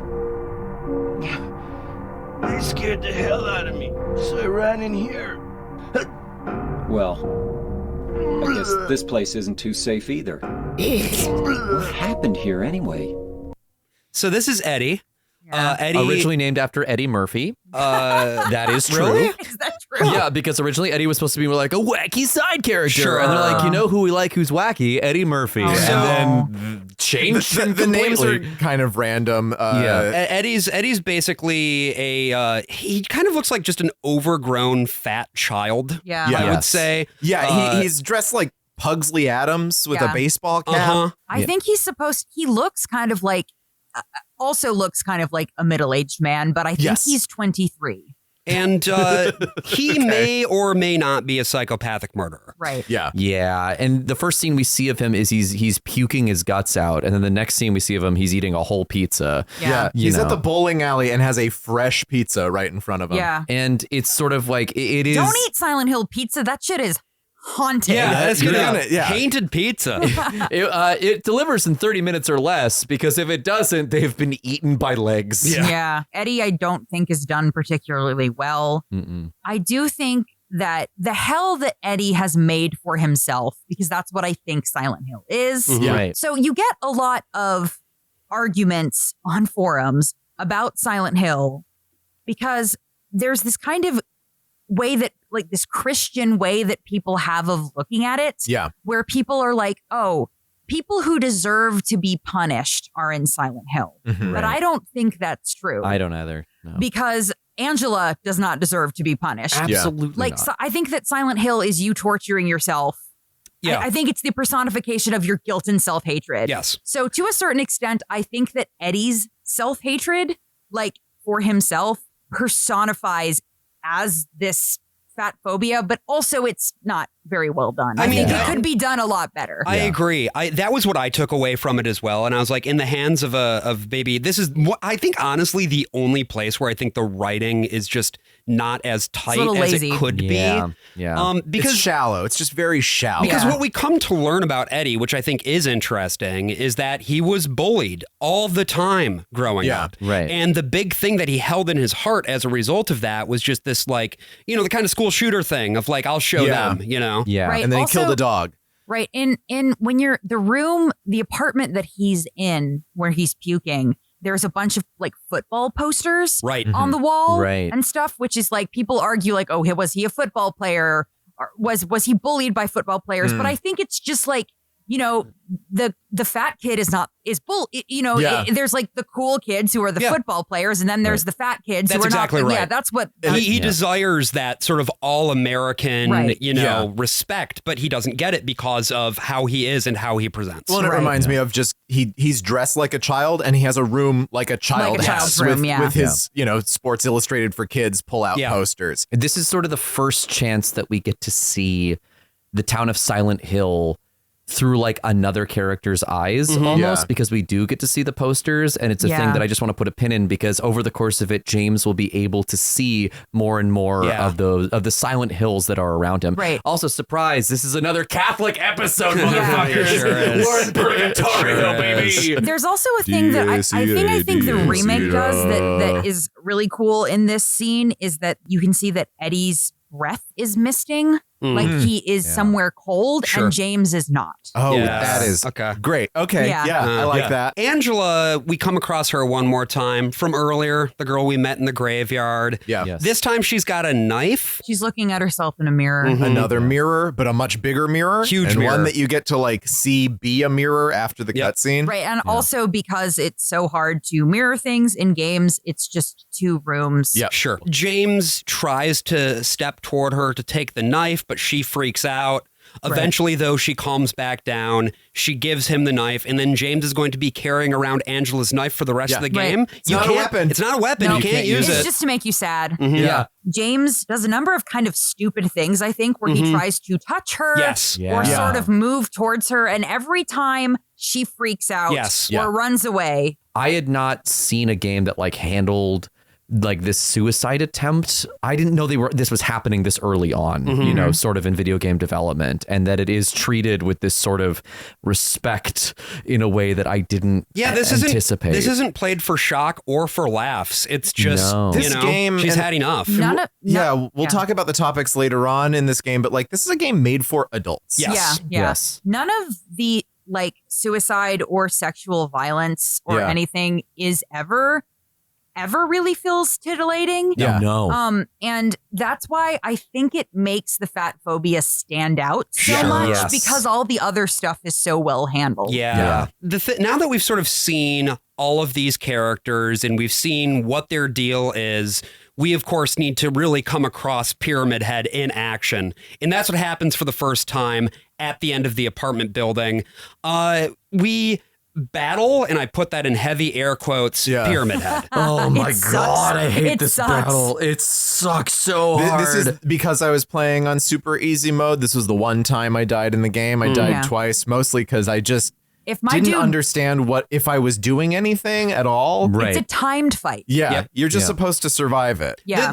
The time counts down faster if you do some damage, Yeah, right? yes. So Okay. you can shoot Pyramid Head. You can't kill it him. slows him down, so Yeah. you're Right. able to dodge him easier. Right. And he is pretty Also, slow. Yeah. He can get you on the backswing. Yes. Yeah, that's so what if you are happened to me. standing behind him, he can still get you. And the room that you're in is tiny. Yeah, it sucks. Yeah. And you only have, this is one area where you can't shift the camera around. These are Oh, okay. strictly fixed angles. Yes, and here's Now that I've learned about shifting the camera, I'm like, God damn, I can't shift it here. Yeah, and here's the other thing too, is that there is a boss battle later in this game that will utilize a tiny room and you not being able to like dodge Yes. effectively to amazing thematic effects. Yes. Yeah. But in this one, it is just annoying and it's so hard to dodge. Yeah, it sucks. Particularly because I was playing with mouse and keyboard, which is a disaster. Pretty much every boss battle in this game sucks. Yeah. Which is like Yeah. fair enough. But eventually you will, of course, time it out. Pyramid Head just kind of walks down the stairs into the water, question Yeah. mark? Yeah. My dude is just chilling. he's hanging really just out. cruising. Yeah. This sort of like siren goes off, and that seems to be the siren that's summoning him down further into the.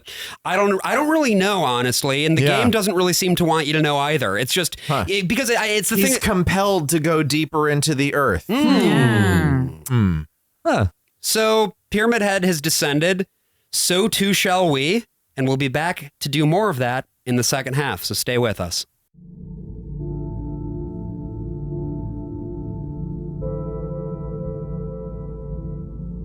Mary, it's me, your husband, James Sunderland, with the jacket. I'm here in this strange town, Silent Hill, looking for our special place. But so far, all I've found is a lot of toilets and legs. But the only toilet legs I'm looking for are yours, Mary. I wandered through the fog. It was foggy. Are you Mary? My name is Alan Wake. I'm a writer. Stephen King once wrote, "I'm gonna do donuts in this outlet mall parking lot, and ain't nobody gonna stop me." Have you seen my wife? I'm looking for my wife. My wife, Mary. I am also looking for my wife. Her name is Alice. Who's Alice? My wife. She fell into a lake that's not a lake. It's an ocean, and I've been looking for her ever since. Did you try looking in the lake? Oh no. This whole town is like pea soup. Thick, murky, and filled with sexy, faceless nurses who try to stab me with knives, just like Mama used to make. Are you Mary? My name is Max Payne.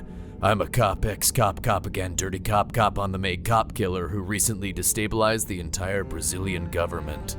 Why did you do that? Because it looked at me funny. You can't just destabilize the entire Brazilian government because it looks at you funny. My wife and daughter are dead. Oh, it's you. Oh, hello again.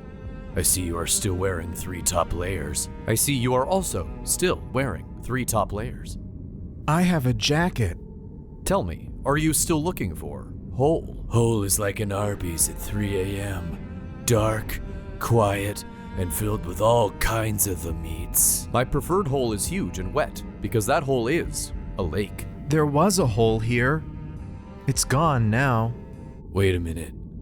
Do you guys ever think that, like, maybe the holes that we're searching for aren't some externalized 8-foot by 8-foot hollowed out piece of earth, but just like a gaping desire inside of us that we try to fill with writing and violence and whatever it is you do? I have a jacket. To distract ourselves from our own deep insecurities, our own overwhelming loneliness.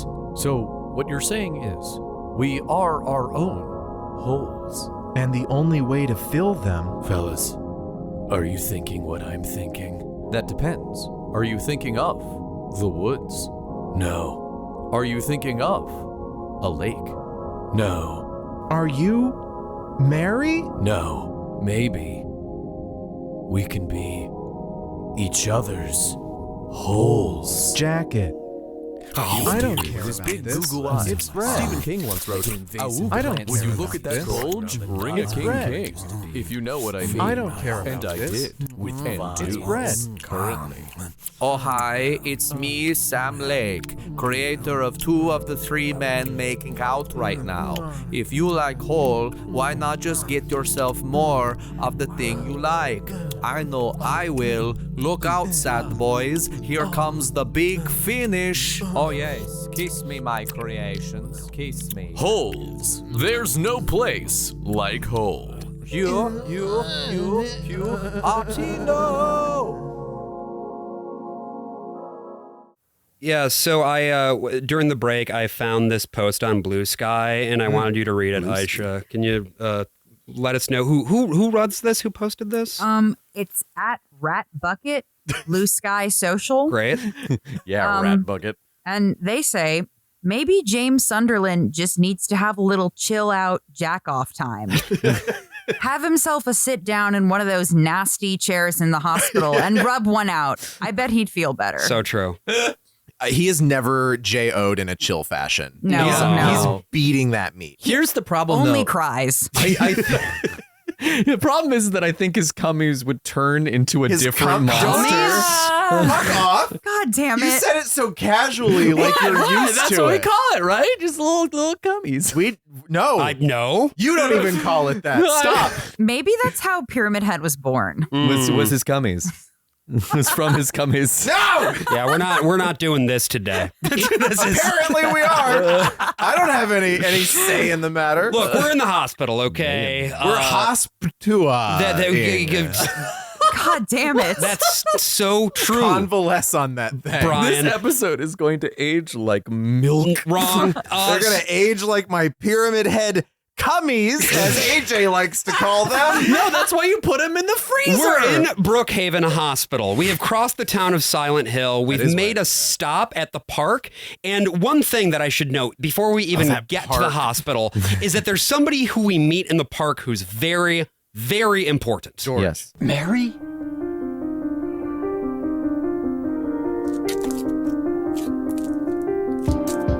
No, you're not. So this lady looks Do I a lot look like your girlfriend? No, my late wife. She's not your I wife, can't believe James. it. You could be her twin. Probably Your face, not. your voice, just your hair and clothes are My different. name is Maria. Her name is Maria. I look like a ghost. Just met a girl named Maria. How do you solve a problem like Maria? So this is Maria. She is sort of the hot blonde bombshell, I guess. And She's sexy Mary? She's sexy Mary, Yes. and she's sort of, I guess you could say she represents James's fantasy. Like I said, she's dressed like Christina Aguilera at the Teen Choice Awards in 1999. But it's like, it's kind of age inappropriate. Yeah. Like she shouldn't be wearing these Yeah, she clothes. looks like she's in her 30s. And this is something that a 19-year-old would wear to try to look sexy. And like Yeah. her roots are showing. Yeah. It feels very much like what we find later. It's like James's idea of what his wife should have been for him. Yeah. Right, and they talk about this too, how they didn't the roots showing was Yeah. very important to them, and like having her skin be a little bit blotchy, which is like this is what James thinks he wants, but it is still born of the monstrousness of his own hell. Apparently, a lot of her face was not mocapped. It was like animated by hand. Because I guess they didn't really like how her face was looking in some of these cinematics, so the animator went back and was like, "Okay, time to do the and it looks fucking longest work of my life." It also looks weird as shit. Those those FMVs, her expressions are very odd. And I'm curious, Aysha, like, what are your thoughts broadly on the character of Maria and the role that she inhabits? So I think Maria, I think that she ties the room together. She ties the game together. Like she represents both the wife that he couldn't save. Yeah. This like healthy, beautiful woman who needs him. Mm-hmm. Yeah. But also that's like sort of like the sexy version of her. But even though he's very off-put by that, he finds he's very like, I don't like stop. Like, so he finds he's very unsettled by it. And I think what's interesting about specifically the fact that he's off-put by the sexiness, it's like, this is the fantasy that he thinks he wants. Right. But like often when you come across like your real life fantasy, it's actually not what you want it to be. Like it is better that it like remains the fantasy in your head. She's the whore to Mary's Madonna. Yeah. Right? Right. So she represents, she's not the woman that you wife up. Yeah. She's like the side bitch kind of type. She works in a she is a stripper. A stripper, I think of some. Yeah, she has the key to that strip club. It's like the one time Heaven's it's a Night. story-based key, like you were talking about earlier with like you have to go up there at the certain time. Right. Yeah. She refuses to go into the bowling alley. Right. It's because there are real people there and they would not be able to see her. Yeah. Because she's not a real person. Oh, interesting. Or So they it's- see her as,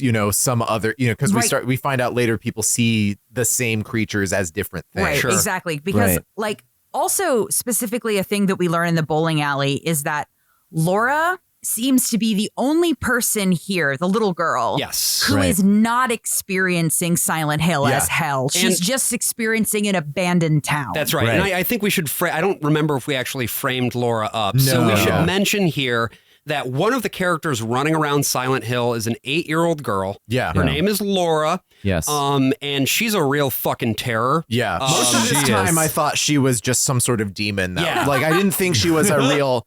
you run into other real people. I thought that she was there as some sort of representation of like, maybe we'd find out that there was a child that was miscarried or something like that's that. That's what I thought too. But no, she's just a natural human child who is a terror, like lots of natural human children. Oh, that's fascinating. I thought she also died because she was that was where I came later on was maybe she died in the hospital. In the hospital with Mary. It's not 100% clear. Yeah. But the thing that is clear is that as you're saying, she does not experience Silent Hill in the way that everybody else does. No, For her, she's just hanging out. She's just hanging out. It's whimsical. Yeah. It's in the way that any child might just hang out and play around on a playground. Right, because in the hospital, he runs after her and he's like, it's dangerous. I'm not just going to let a little kid run around here. And she's like, what? Yeah. Like what are you talking about? She's not seeing the things that he's seeing. Right. Which is why like she plays a prank on him in the hospital. Right. And she locks him into a room because he like yelled at her or something. And she's like, fart face. And like locks him in a room. I love fart face. And for James, the way he's experiencing this room is that he is being menaced by these horrible dangling flesh automatons who are trying to like suck his head off. Yeah, he's being attacked by like a vagina in the bottom of a bed or something like that. And again, all of this is stemming from sort of the death of Mary and like and imagery associated with that. I think pretty much every boss you fight is somewhat adjacent to a trauma either James has experienced or somebody else in the town. Because has Mary experienced. was dying in the hospital. Of the death disease. Of the death disease. Yeah. She coughed into a handkerchief. There was blood. Yeah. Of the damn disease. Of the damn, That's right, the damn damn disease. disease. Yeah. Also, the enemies in the new enemies in the hospital are the bubblehead nurses. They're called. Yeah. They're just sexy nurses. Yep. That have when very you, masculine screams. Yeah, when you beat them to death, the screams kind of alternate between high tones, low tones, and then kind of bestial tones. Yeah. So all of another like implication that maybe when Mary was dying, he would look at the nurses and see like this healthy woman as opposed to his sick and wife. probably fantasize about it, right? Yeah. I mean, there's so many things in this game that it's like, this is a natural thing to feel. Mm-hmm. And this is a natural emotion to have. Yes. Like there are so many natural emotions that are horrible, that are just terrible things to think. Yes. But it's normal to think them. And the thing about James is that every time he has a thought or a feeling that he doesn't like, he blames himself for it. Right. Yes. Now, we will get to the ultimate twist, the fact that he killed his wife, a little later on. I wonder what it's going to be. Yeah. But, you know, there is this thing, too, of like, Well, maybe if he had just had a space to like properly process all of this, he wouldn't have done that. Right. Yeah. And going more into like all of the enemies represent Mary, but so do like the surroundings and the things you have to do. There's a lot of like putting your hands in bodily fluids. Yeah. There's a lot of filth. There's a lot of like disgust. There's like, you know, shit-filled toilets, bloody diarrhea. There's like vomit everywhere. Yeah. And it's very like when you're taking care of a sick person, this is what you have to deal with. Right. Yeah.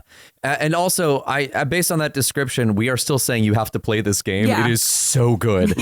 And also so gross. It's very gross. Yeah. One of the grossest games. And again, it's like Maria represents the antithesis of this, that she is beautiful, she is perfect, she is, you know, she wants James in a very, like, I guess you could say, carnal way. And so basically James is charged with protecting Maria, walking around. And at one point, they get separated from each other. He's like, okay, stay here. In this very safe hospital bed. And then she's just like gone the next thing we know. And the next time that we see her, this is what she sounds like. Anyway, I'm glad you're alive. Anyway? What do you mean, anyway? You don't sound very happy to see me. I was almost killed back there. Why didn't you try to save me? All you care about is that dead wife of yours. I've never been so scared in my whole life. You couldn't care less about me, could you? No, I... Don't ever leave me James. alone. You're supposed to take care of me.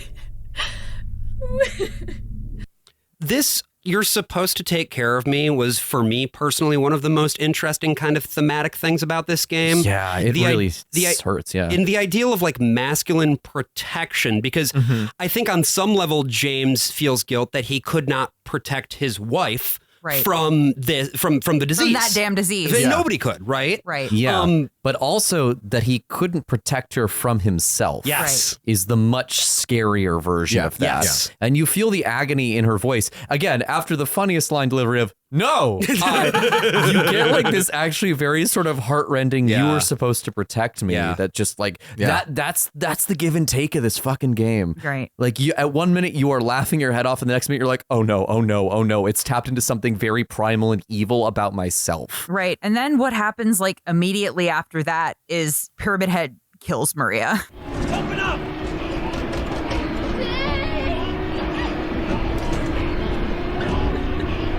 There's an elevator door that is shutting on her hand. Ooh. It's harrowing. Yeah. It's awful. So then the elevator doors close and we're just sort of left here with James. In silence. In this empty elevator. And it just holds for a moment. And then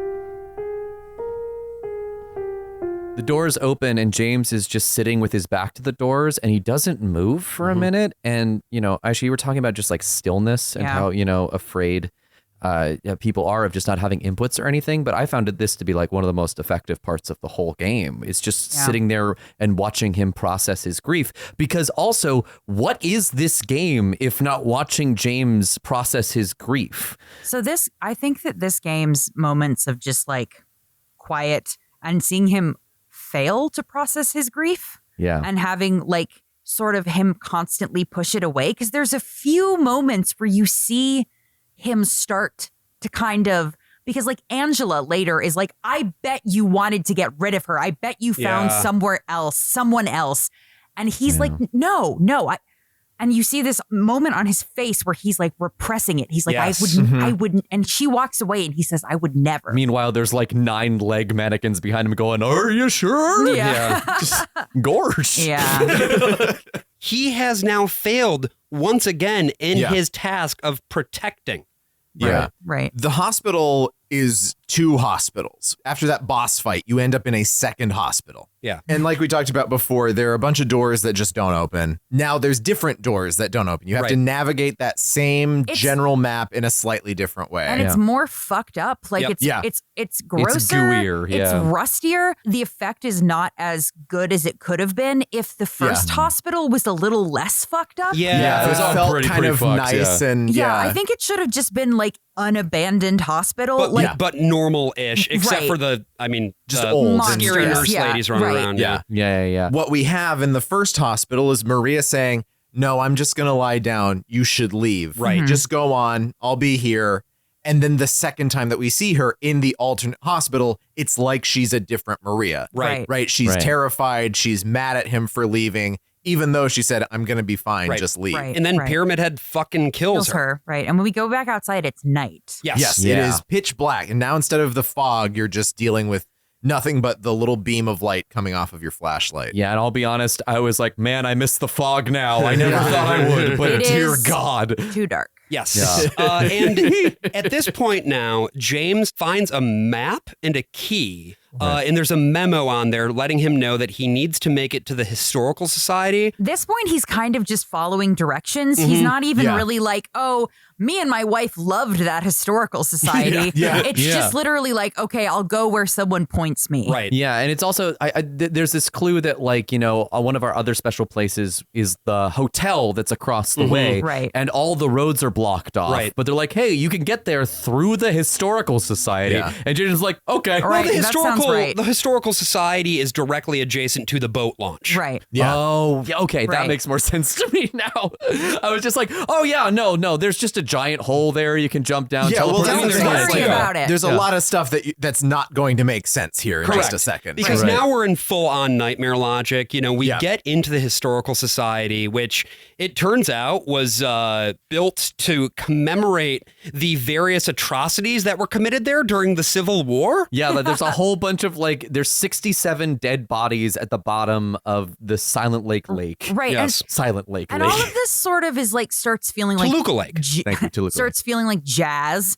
Because it starts you start kind of, this is the point that when I was playing it for the first time, being like, okay, this is not real. Like this is James. This is a projection, at least, of James's mind, because a lot of stuff doesn't make sense. The history of the town doesn't make sense. No. The dates don't line up. Right. There's a bunch of someone leaving him notes, and there's all these people on the Reddit who are always trying to figure out who did what. Who cares? Solve it. Was it the director of the hospital who was this guy? Of and course blah, blah, it blah. was. But Yes. it's literally, I'm like, no. Whatever you're calling about the answer is yes. It is just Silent Hill fucking with him. Because the spatial, at this point, spatial rhyme and reason goes completely out the window. It's been weird up until this point in the nightmare areas, but now we are in this, what seems to be a historical, normal-ish, although there are pictures of Pyramid Head on the wall. Yeah. And Yeah, then, it's part of their history. Yeah, because they were Who's their mayor? right. That's Mayor Pyramid to you. No, but this is all part of the whole Civil War aspect of this, where they were Pyramid Heads were executioners at the Civil War POW camp that was in Maine during the Civil War, and that's actually, I think, very interesting, and not in terms of trying to solve the thing, but the idea that the violence that comes from James Sunderland is actually tied to the historical violence of the country of America. It is American violence. Itself. Well, it is specifically American. There's the matter of misogyny. James's clothes, right? He's wearing a Vietnam War era jacket, right? Because it's the jacket that Jacob has in Jacob's Ladder, etc. Right. But does that mean that James is a troop?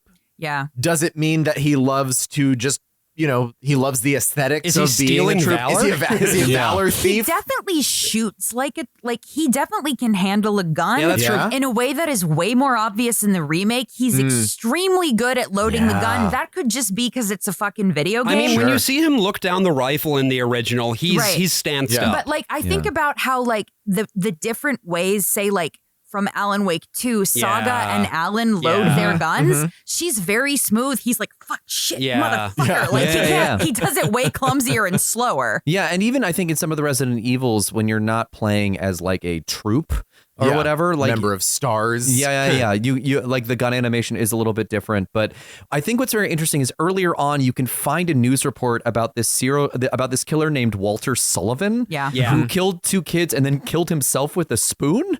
I guess. But he was in a hometown called Pleasant River, which also, Silent Hill. It follows sort of the same naming convention.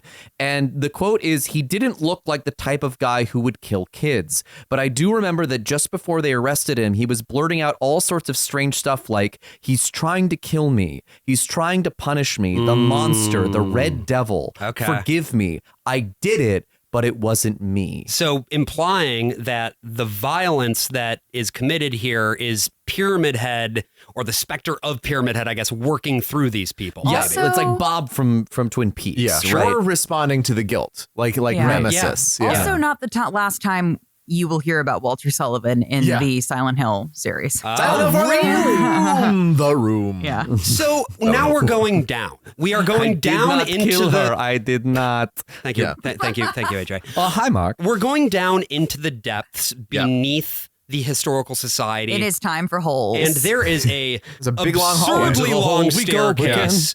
This is far longer than any staircase could ever possibly be. Wife, not for honor, but for hole.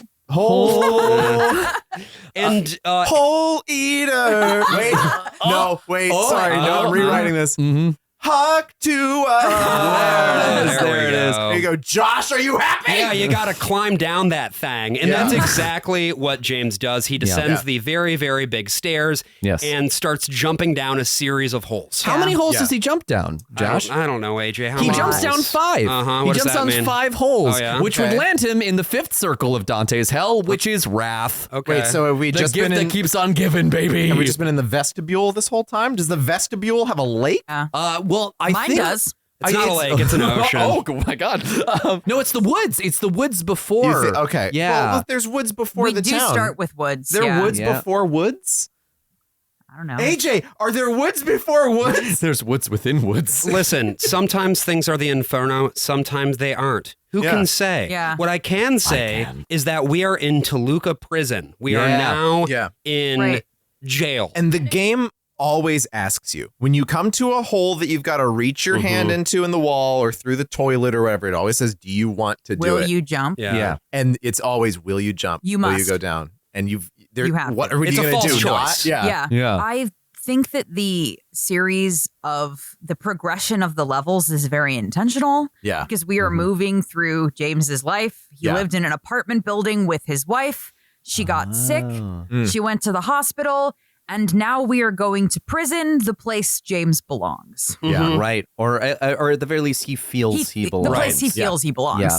And so we hawk Toluca prison on that thing. That's right, AJ. And I can't believe this has happened in this episode that I'm on. Like, let this happen. It's this very gross prison. Eddie is down here. Yeah. He's killing dudes because they're looking at him funny. That's right. Yeah. I love do you have the clip of him being like, yeah. Bye. I don't know if it's in there, but I did grab a clip of Eddie's, so. Calm down, Eddie. Tell me what happened. That guy, he had it coming. I didn't do anything. He just came after me. Besides, he was making fun of me with his eyes, like that other one. Just for that, you killed him? What do you mean, just for that? Eddie, you can't just kill someone because of the way they looked at you. He sounds like Danny Zuko. Yeah. He's getting worse. So now I always let people walk all over me. Just like that stupid dog. He had it coming too. Eddie. I was just joking, James. So Eddie's pupils are deliberately made a little bit bigger than the rest of the characters in the game to make it feel a little bit more uncanny when you're like staring at him for these like very weird FMV sequences. And he is just like rage incarnate. It's all the excuses that James has given himself over time for like the murderous intention inside of him. Right. He references killing a dog in this. Yeah. Right. Yeah, that comes out of nowhere. Right. It comes out of nowhere, and I know that's sort of like a thing for serial killers and psychopaths, but I think it's particularly interesting for Silent Hill 2 because there is an ending that involves a dog. Right. That's true. Yeah.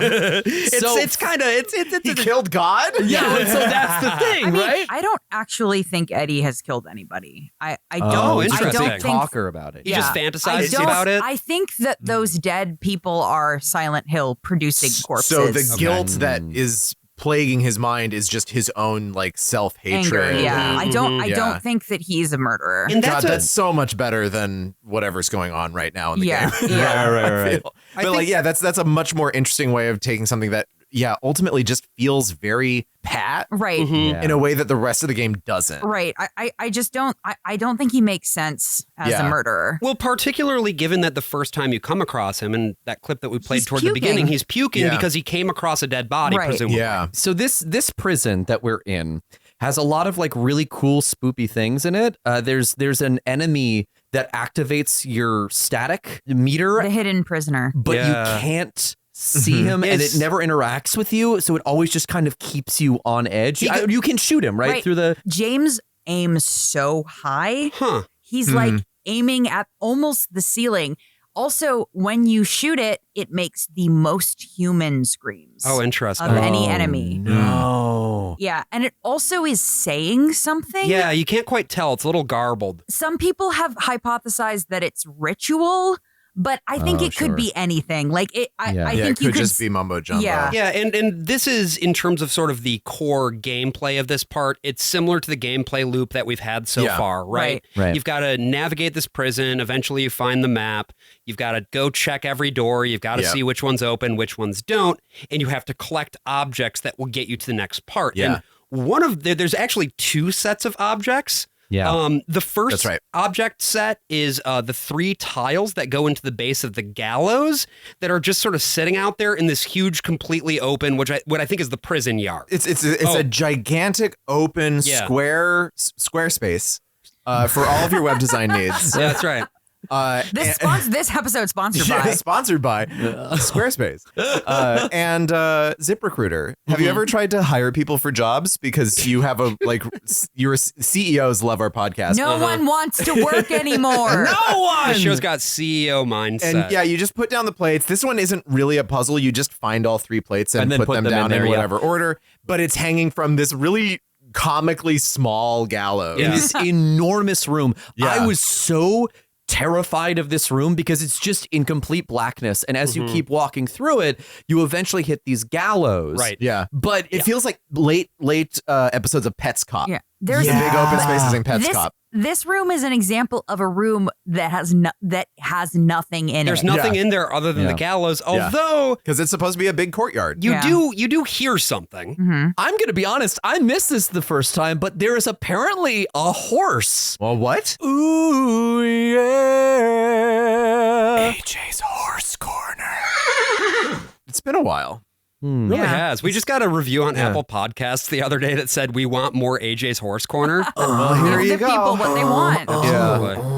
Oh, what is this? Oh, I don't like this. A ghost horse running around a gallows, huh? Oh, no. Imagine the horrors that horse has seen. Sorry. Imagine the horsers that horse has seen.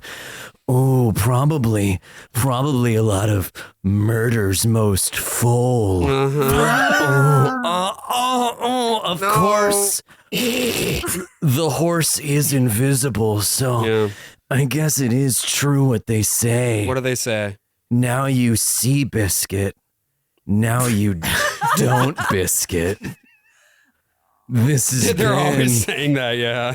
AJ's Horse Corner. Ooh, yeah. AJ's Horse Corner. Thanks, AJ. God damn it. Hey, Aysha, how's experiencing that in person? Yeah, that's a good question. You've never experienced this I feel like in there was person. more moaning than I usually remember. Oh, there definitely was. That's not just a you thing. That's Sometimes Brian cuts out some of the moans. I don't actually. no. This is no. Well, I don't know. I dissociate whenever I have to edit this part of the episode. I'm amazed that you missed the horse corner, AJ. I know. I'm really disappointed. It's a about it. literal corner of a horse. You just didn't like. I didn't like staying in that hated room. that room It so really much. There's freaks a me lot out. of parts of this game that just randomly trigger. So there's Yeah. some really cool little moments that like you can completely miss because they don't always play. And we talk about this a lot on our video game episodes, how there are certain video games that are like schoolyard ones where it's like, you know, oh, I got Mewtwo from under the car. Silent Hill. Mew. Under the truck. car. Yeah, that's true. Under the truck. No. Okay. One up. AJ's talking about a different vehicle that has a Mewtwo under it. Got it. Josh. Okay, sorry. I didn't get that. Do I have to use the Game Genie to get that one? Yes, it is. You do have to use the Game Genie, but only my uncle at Nintendo has access to it. My uncle at Konami told me about the horse. The horse corner. But again, this is not a video game you would necessarily be talking about like on a schoolyard. I hope not. God, whoa.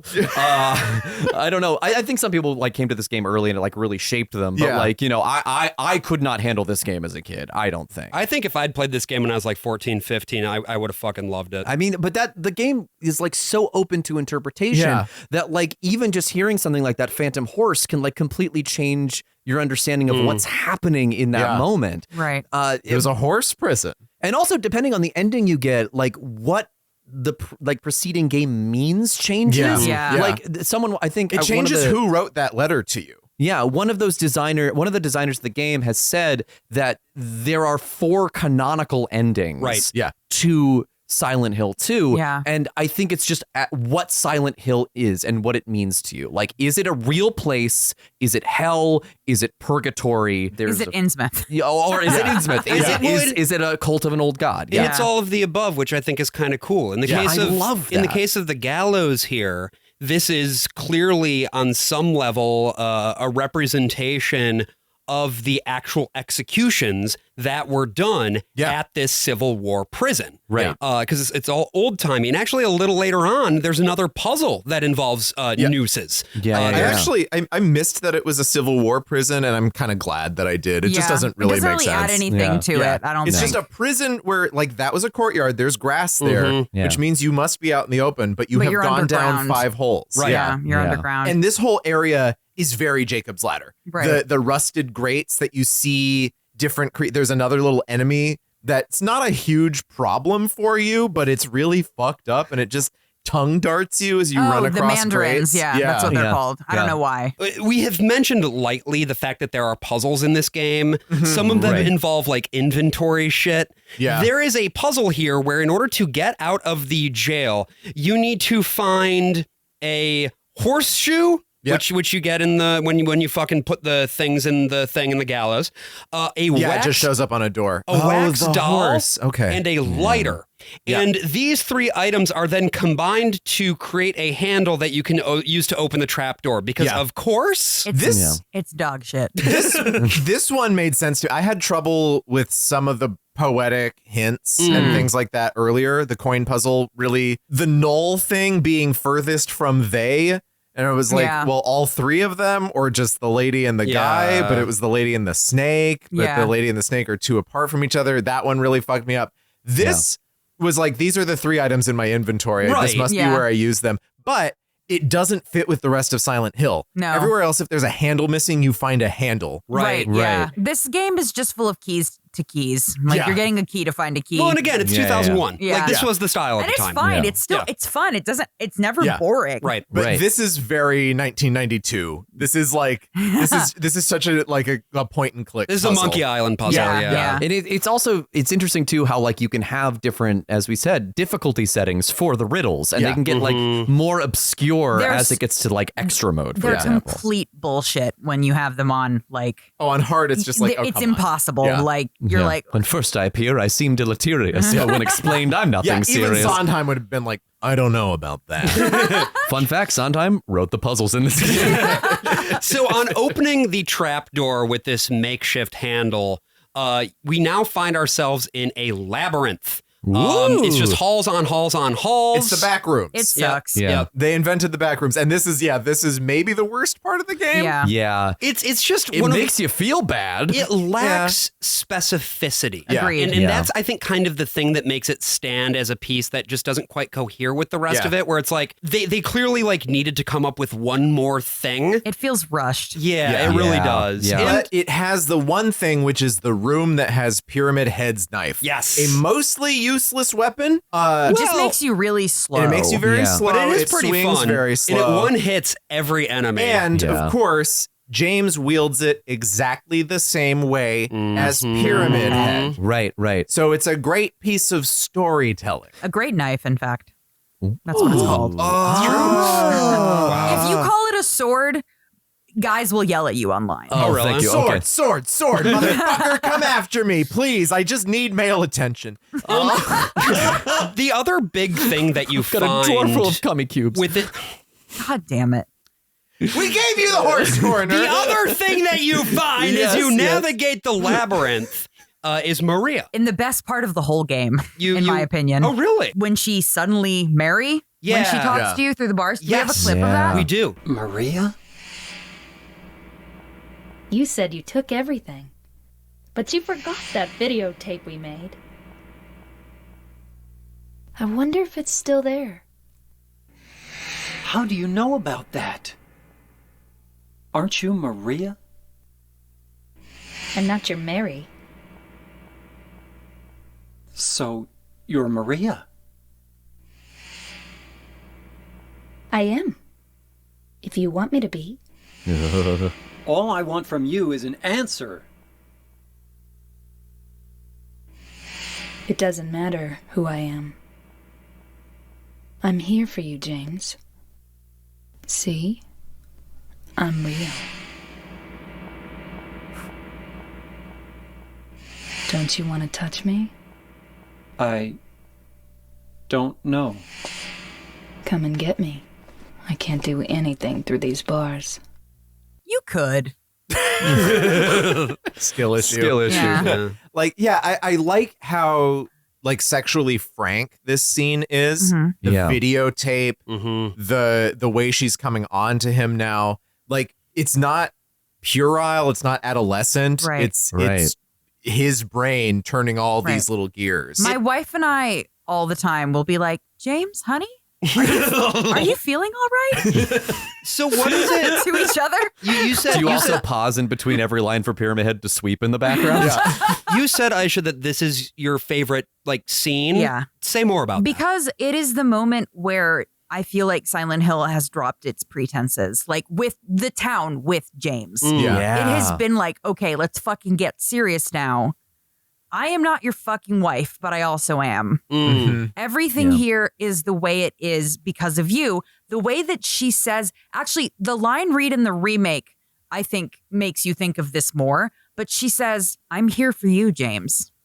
I'm real. So she's like the I'm here for you. Don't worry. I'm here for you emotionally the way your wife couldn't be. But I'm also here for you because I only exist because of you. Yeah. It literally does not matter who I am. Yeah. And I'm also here to fuck your shit up. So I feel like that and to fuck your shit exactly, if you want. Exactly. Yeah, she's born from a wish, which is the name of the DLC, but it's not just a wish of sexual fulfillment, it is the wish of I deserve to be punished. Right. This game is so Catholic. Right. Yeah. I really love when she says, don't you want to touch me? And he says, I don't know. Because he's he is tempted by her, but he knows that she's not Mary. And what he actually wants is Mary. Well, and we've heard a lot of James now. And fair to say that the quality of the performance is variable. But I think that is a really good delivery. Line yes, I agree. Yeah, it's also that before he was I don't want this. I don't want this. But now he's like, I don't know anymore. Yeah. He's being pulled more into Silent Hill. He is descending into it. The next piece that we get to is, I think, my favorite part in terms of just the way that the thematics of the story pull through into the game and world design. He hears a cry for help, just yelling out, Daddy, no.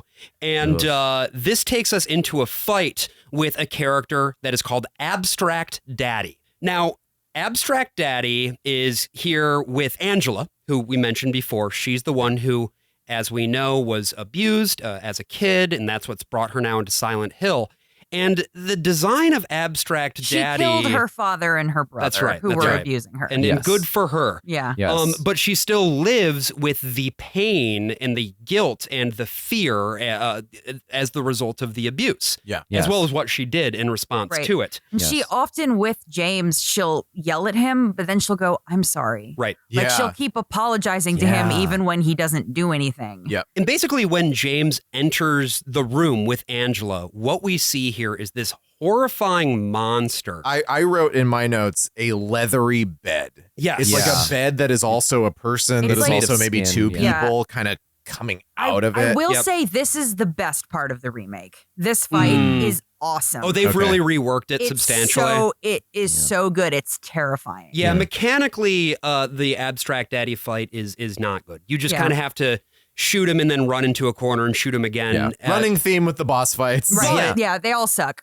I wanted to talk a little bit about the way that sort of the characters reflect what has happened to these people and how then it creates this horrifying image of it. Because there's really no delicate way to say this. Abstract Daddy is a physical representation of this kid getting repeatedly raped in her childhood. Yes. And the walls themselves are made of flesh. They're pistons. And there's pistons coming in and out of like the upper all level over of it. every wall of it. It's like, you are inside of a human body that is constantly being penetrated, thrusted and penetrated and violated. And the way the boss fight itself works is that you enter into the room and then the Abstract Daddy just bum rushes you. Yeah. It puts you in, that sort of limited way that video games can into Angela's shoes of just being like, I don't want this, I don't want this. And it's just repeatedly attacking In the remake, you. he chases you through the halls of a house. Mm. And you hide in little crevices that only a kid could fit in. It becomes clear later on, you're still not even seeing this room exactly the same way that Angela sees it. Right. Yeah. Which means that you're also not seeing You're this not in her- boss the same way that You're she not sees in her him. hell yet. Quite yet. Yeah, well, all you can see is an abstract version of what she's seeing. Yeah. So An Abstract Daddy. Yeah, exactly. Right.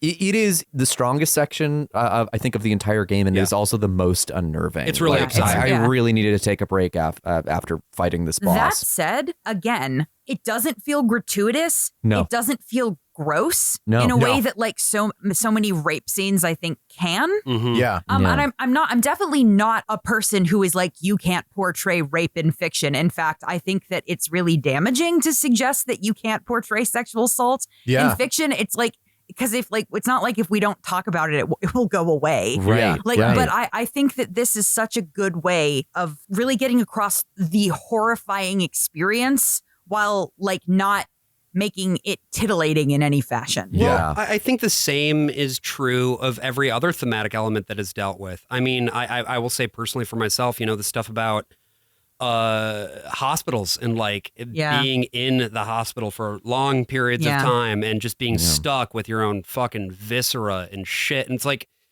that's like, I know that. I've been there. And it does a number on you because all of these experiences, these hyper traumatic experiences are at such a disjunct with the rest of your world that I think that the way that the mind processes these things is to create a sort of separate space that they can exist in. And you try not to go back to that place too often. There was something about playing this game, and I have never had this experience with any video game ever, where I felt that very acute, like, oh, wow, this is making me really look back in on my own trauma in a way where I actually don't know if it was fully healthy, but like the fact that a piece of gaming could do that in and of itself is startling to me because it's not didactic about it. It doesn't depict, which is another problem with a lot of narrative video games. They're super fucking didactic. Yeah. This game can be anything that you want it to be, and that's part of what makes it so awful. So James manages to immobilize Abstract Daddy, right? Yeah. He shoots the shit out of him, and Angela kills the daddy by smashing his head in with a TV. But the thing is, even after all of this, she still doesn't feel safe. Right. Yeah. Angela, relax. Don't order me around! I'm not trying to order you. So what do you want then? Oh, I see. You're trying to be nice to me, right? I know what you're up to. It's always the same. You're only after one thing. No, that's not true at all. You don't have to lie. Go ahead and say it. Or you could just force me. Beat me up like you always did. You only care about yourself anyway. You disgusting pig. Angela. Don't touch me. You make me sick. And the way that James talks when he's around her is that, no, I just want to help you. I want to get that knife away from you. But like, she also has a sensitivity around any kind of men or maybe any kind of people in general, you know, to guard herself, to stand away from them, to keep them from getting near her. But in this case, she's not wrong about him. Right. You know, we can, a player might assume the best about James in this circumstance because of the fact that he's the protagonist of the game. Right. But we don't know enough about James at this point. Right.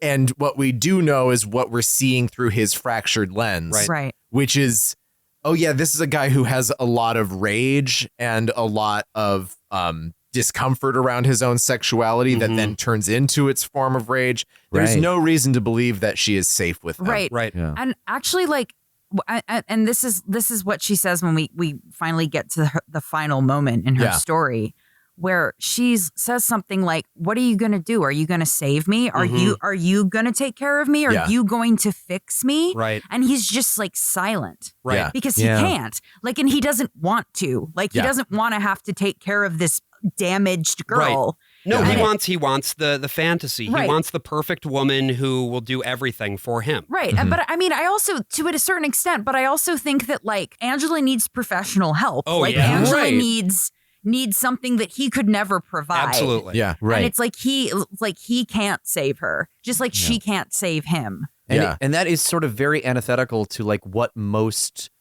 boys are taught the narrative is, particularly in video games. In video games, I was going to say the same thing. You can save the princess. That's right. He doesn't get the girl. And when she says that, when she says, "Oh, what are you going to do? You think you're going to save me?" It's a first person shot. And she is looking straight into the camera when she says it. Right. Yeah. And we finally see the world as she sees it. Yeah. Right. Yeah. In that final moment with Angela, you find yourself in a staircase that's not where you were. This is in the hotel. And you find this staircase and it's on fire. And she's flanked by these two like canvases with human skin stretched. It's almost like she took the skin off of one body and stretched it over a second body. Yeah. Yeah. And it's sort of like a torso and a head, no limbs, and possibly castrated. Right. And when the scene starts, she misgenders you. Yeah. She misgenders James. She calls him mama at first. Yeah. And it takes her a while to recognize him. Yeah. We have this conversation we've been talking about. And when she leaves, he says, "It's hot as hell in here." And she says, "Oh, do you see it? For me, this is what it's always like." Right. Yeah. Yeah. That was, I think, my favorite piece of writing in Yeah. the whole Yeah. thing, that this is what it's always like for me. Like having to experience the world the way that she does, like everything hurting her. Yeah. In this final moment with her, he actually feels empathy towards her. Yeah. Yeah. And that only comes after he's seen the tape, I think. Right. And then, Right? yeah. Yeah. And then she walks into the fire because Yeah. he can't save her. So you might And the game physically won't let you go after her. Yeah. You just get hurt if you try to go into the fire. You can't save her. So in the way with like Eddie, the story's like too pat. And Right. it's kind of, you kind of learn everything there is to you learn face about him down and you end up having to shoot him You to death. kill him like Yeah. a dog. Yeah. With- in a freezer. That's his world, is inside of a freezer because he's He eating thinks of food himself all as the time. meat. Yeah. Too. I think if he thinks of himself as meat, as a Oh, pig. yeah. And with Angela, you really don't get a full image of any of this. You don't know where she's come from. You don't know where she's headed. You know, it doesn't give you a definitive answer. Is she alive or dead at the end of all of this? Like, she's going on her own separate story. Right. They never feel the need to like cover anything that happens to Angela in any of the future games. Which I think is great. It's great. Perfect. You're not privy to it. This is her story, not yours. Yeah. It is none of your business. Frankly. Yeah. At this point, the only thing left for James to do is to go to that fucking hotel, right? Yeah. Gets in a boat, rows for a long time. Yeah, Even you longer walk- if you don't know where you're supposed to be rowing. You walk straight out of the building and you're at the dock. Right. Right. So you've gone down again 5 holes, And now but you're you right go back straight up out a again. door and you're at you're at the ground level. Yeah. And this is a mini game. If you play it on hard mode, you have to actually physically row with the dual shock rotating. Yeah. I think that's really interesting that it doesn't happen on the other modes. It's Otherwise, just hard. you just have to row around and see that there is a point of light and head towards that point of light. It takes forever. Nothing happens. Nothing happens this whole time. You just get to think about the Angela stuff, I think. It's interesting. I kind of wish there was, in the same way that you sort of nothing happened when you were walking down the long path, there were still some noises or something. This is really just you're in the gray. Yeah. And we get eventually to the hotel. This is the Lakeview Hotel where James and Mary had their honeymoon. And we run into Laura one more time. Laura, the little girl who's been following us around for a while. And we finally learn where Laura fits into this entire story. You're here to find Mary, aren't you, James? Well, have you? No. Is that why you're here too? She's here, isn't she? If you know where she is, tell me. I'm tired of walking. Me too, I Laura. wish I knew. But she said it in her letter. What letter? Wanna read it? But don't tell Rachel, okay? Who's Rachel? She was our That's nurse. my favorite James Yeah, line, right? Me too. So she just because we sort of talked over it there, Rachel is the nurse who is looking after both Mary and Laura. Laura and Mary were in the hospital together at the same time. Crucially, very recently. Yeah. This happened. This was not 3 years ago, which is when James claimed his wife died. Right. What I have felt is that, like, one, where's this girl's parents? Isn't she supposed to be sick? I assumed she also died. They both died 3 years ago. It has been 3 years, and now James is coming to Silent Hill. But there's the other factor of James at one point can listen to this like call on headphones. Yeah. And then he hears a doctor tell him that, oh, your wife has anywhere from 6 months to 3 years. Right. Yeah. Right. And my thought was like, either that happened like just before she died, and now we've hit that 3-year mark when she should have died. Yeah. And that's why he's here now. Or it could actually be that this girl is alive right now. And in fact, Mary has just died. Yeah, that's what I think. I think that Mary was diagnosed 3 years ago. Yes. Yeah. So in his brain, that's when she died. Yeah. That's when their Oh, marriage man. ended. And there's been So a lot fucked of up. conversation about like, is Mary in fact in the trunk of the car or in the back seat of the car that you drove into Silent Hill? I think 100% she is. Man, that makes the Maria ending real fucked up. Yeah. I think that he killed her and immediately drove to Silent Hill. I think that this just happened. Yeah. Wait. He killed her? Yeah, I know. That's crazy. Wait, who killed her? James. James Somerton. So no, allegedly. So there's. I will say, I just want to heap some praise on the delivery of. Who's Rachel? I love it so much because this happens a lot in Marvel movies where there's like, oh, well, that just happened. Or like even in like Rise of Skywalker being like, they fly now? Yeah. And the reason why those fall so flat for me is because it's never earnest. Yeah. Do you know what I Yeah. mean? It's always sort of a wink to the audience. It's And- like if we winked after you said James Somerton, right? Yeah. The joke Yeah. is much richer because we haven't acknowledged it. I winked. Yeah. They just didn't see it. Oh. That's the benefit of having an audio only format. Yeah. No one can see a wink. But it's like this sort of buildup after all the insanity of everything that James has seen over the course of it. Yeah. The thing that he gets the most bent out of shape for is just a name he doesn't recognize. Yeah. I think that is It feels so very funny. genuine. Yeah. Well, because he's been running into so much shit now. It's like, oh, great. Another one? fucking thing.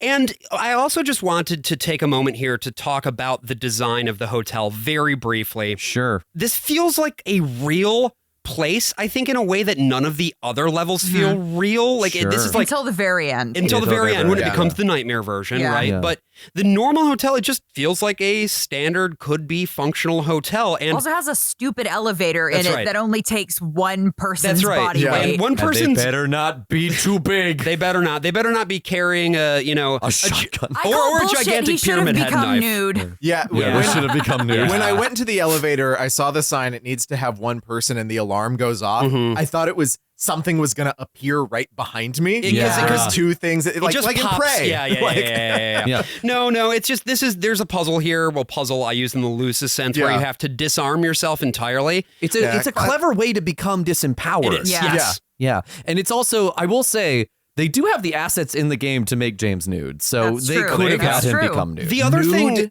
James. Can I get a nude James? The other thing that really contributes to all of this, though, is the sound design, where up until now, there's been a lot of like harsh industrial noise and like banging, whereas in the hotel, you just get this horrible drone.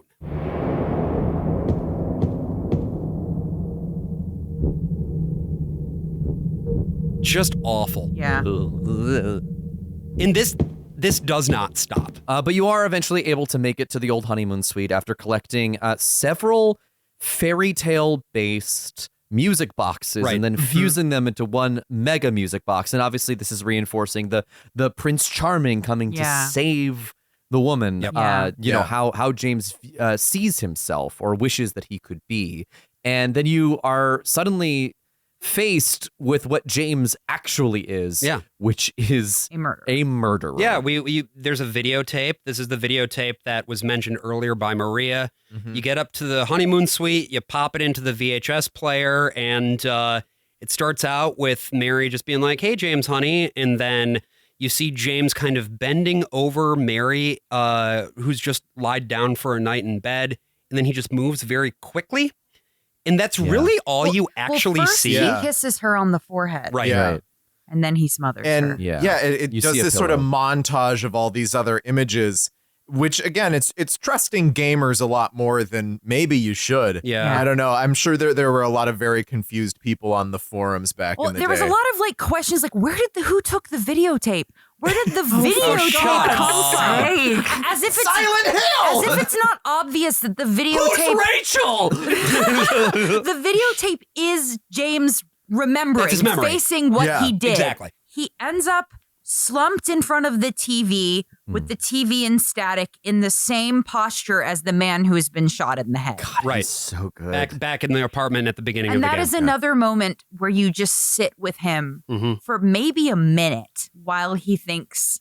And then Laura comes in and he tells Laura that he killed Mary and she screams at him and runs off. And he's like, "It's not safe." And she's like, "It's fine for me." Yeah. And that may or may not be the last time you see Laura in the game. Yeah. How did we feel about this sort of, I mean, this is like the big twist, right? Did this feel earned? Did this feel well executed? Oh, absolutely. I 100% didn't know this going in, and I did not guess it either. Like, that's cool. They fooled me. And I think part of it is because just like my wife would always joke about how James Sunderland, #1 wife guy. Right. Like, She was really playing the long game. Yeah. I mean, she loves James. Like also all of my funny Silent Hill jokes, mostly I'm stealing them from my wife. So like, yeah, all credit to my wife. As I said online that I'm playing the Silent Hill 2 with my wife, which is the only God honoring way to play Silent Hill 2. 100%. I tried to play with my spouse and they saw the leg monster and went nope and like immediately left the room.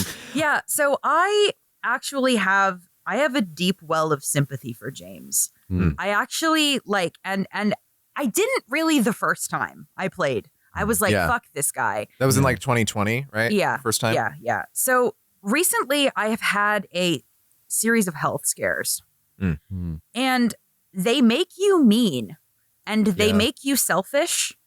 And they make you not like a person that other people want to be around. And we didn't talk like, and this is a thing that happens right after this moment, but there is a part where we then walk through a hallway where we hear audio of probably a time James came to see Mary in the hospital. Yeah. And she screams at him. Yeah. And she then starts crying and talking about how disgusting she looks and how disgusting she feels. And then immediately starts sobbing and says, "Please don't leave me. James, I'm scared. I don't want to die." Yeah. And she this tells him to leave and then tells him don't leave. And this is timed in such a way that you may hear her, or at least I heard her say, "Wait, don't go," right after I opened the door. Yes, that's exactly what happened. So it's in the black, loading the next room. Right. Right. And she's like, I wish I could, she says, I wish it could just be over. I wish that I could be dead. Yeah. And stuff like that. So, and it's the implication of this, I think, is that this is a thing that happened again and again and again. Yeah. And he probably lived through 3 years of emotional abuse. And I don't think it's something that we can blame Mary for. Right. At its core, this is just a game about how being sick and dying sucks. Yeah. For everybody involved. Yeah. Right. And it's a thing that so many people will go through and so many people experience this, and it makes you awful. Yes. And it makes you feel terrible things. I mean, my experience, I guess, my closest experience with this kind of thing, other than the physical illness that I was mentioning, was that about 2 years and change ago, my sister killed herself. And I have not been a fully functional person since then.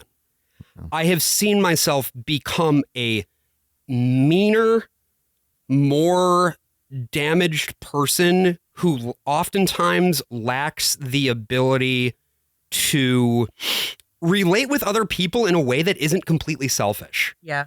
And I think that's the nature of what trauma does. Loss. Yeah. And loss, where when you experience something that is just so outside of the bounds of what somebody ought to experience, and I use ought to in air quotes here, I suppose, it leaves you in this place where the entire world that you know falls out underneath you. And all you can do is keep walking. Right.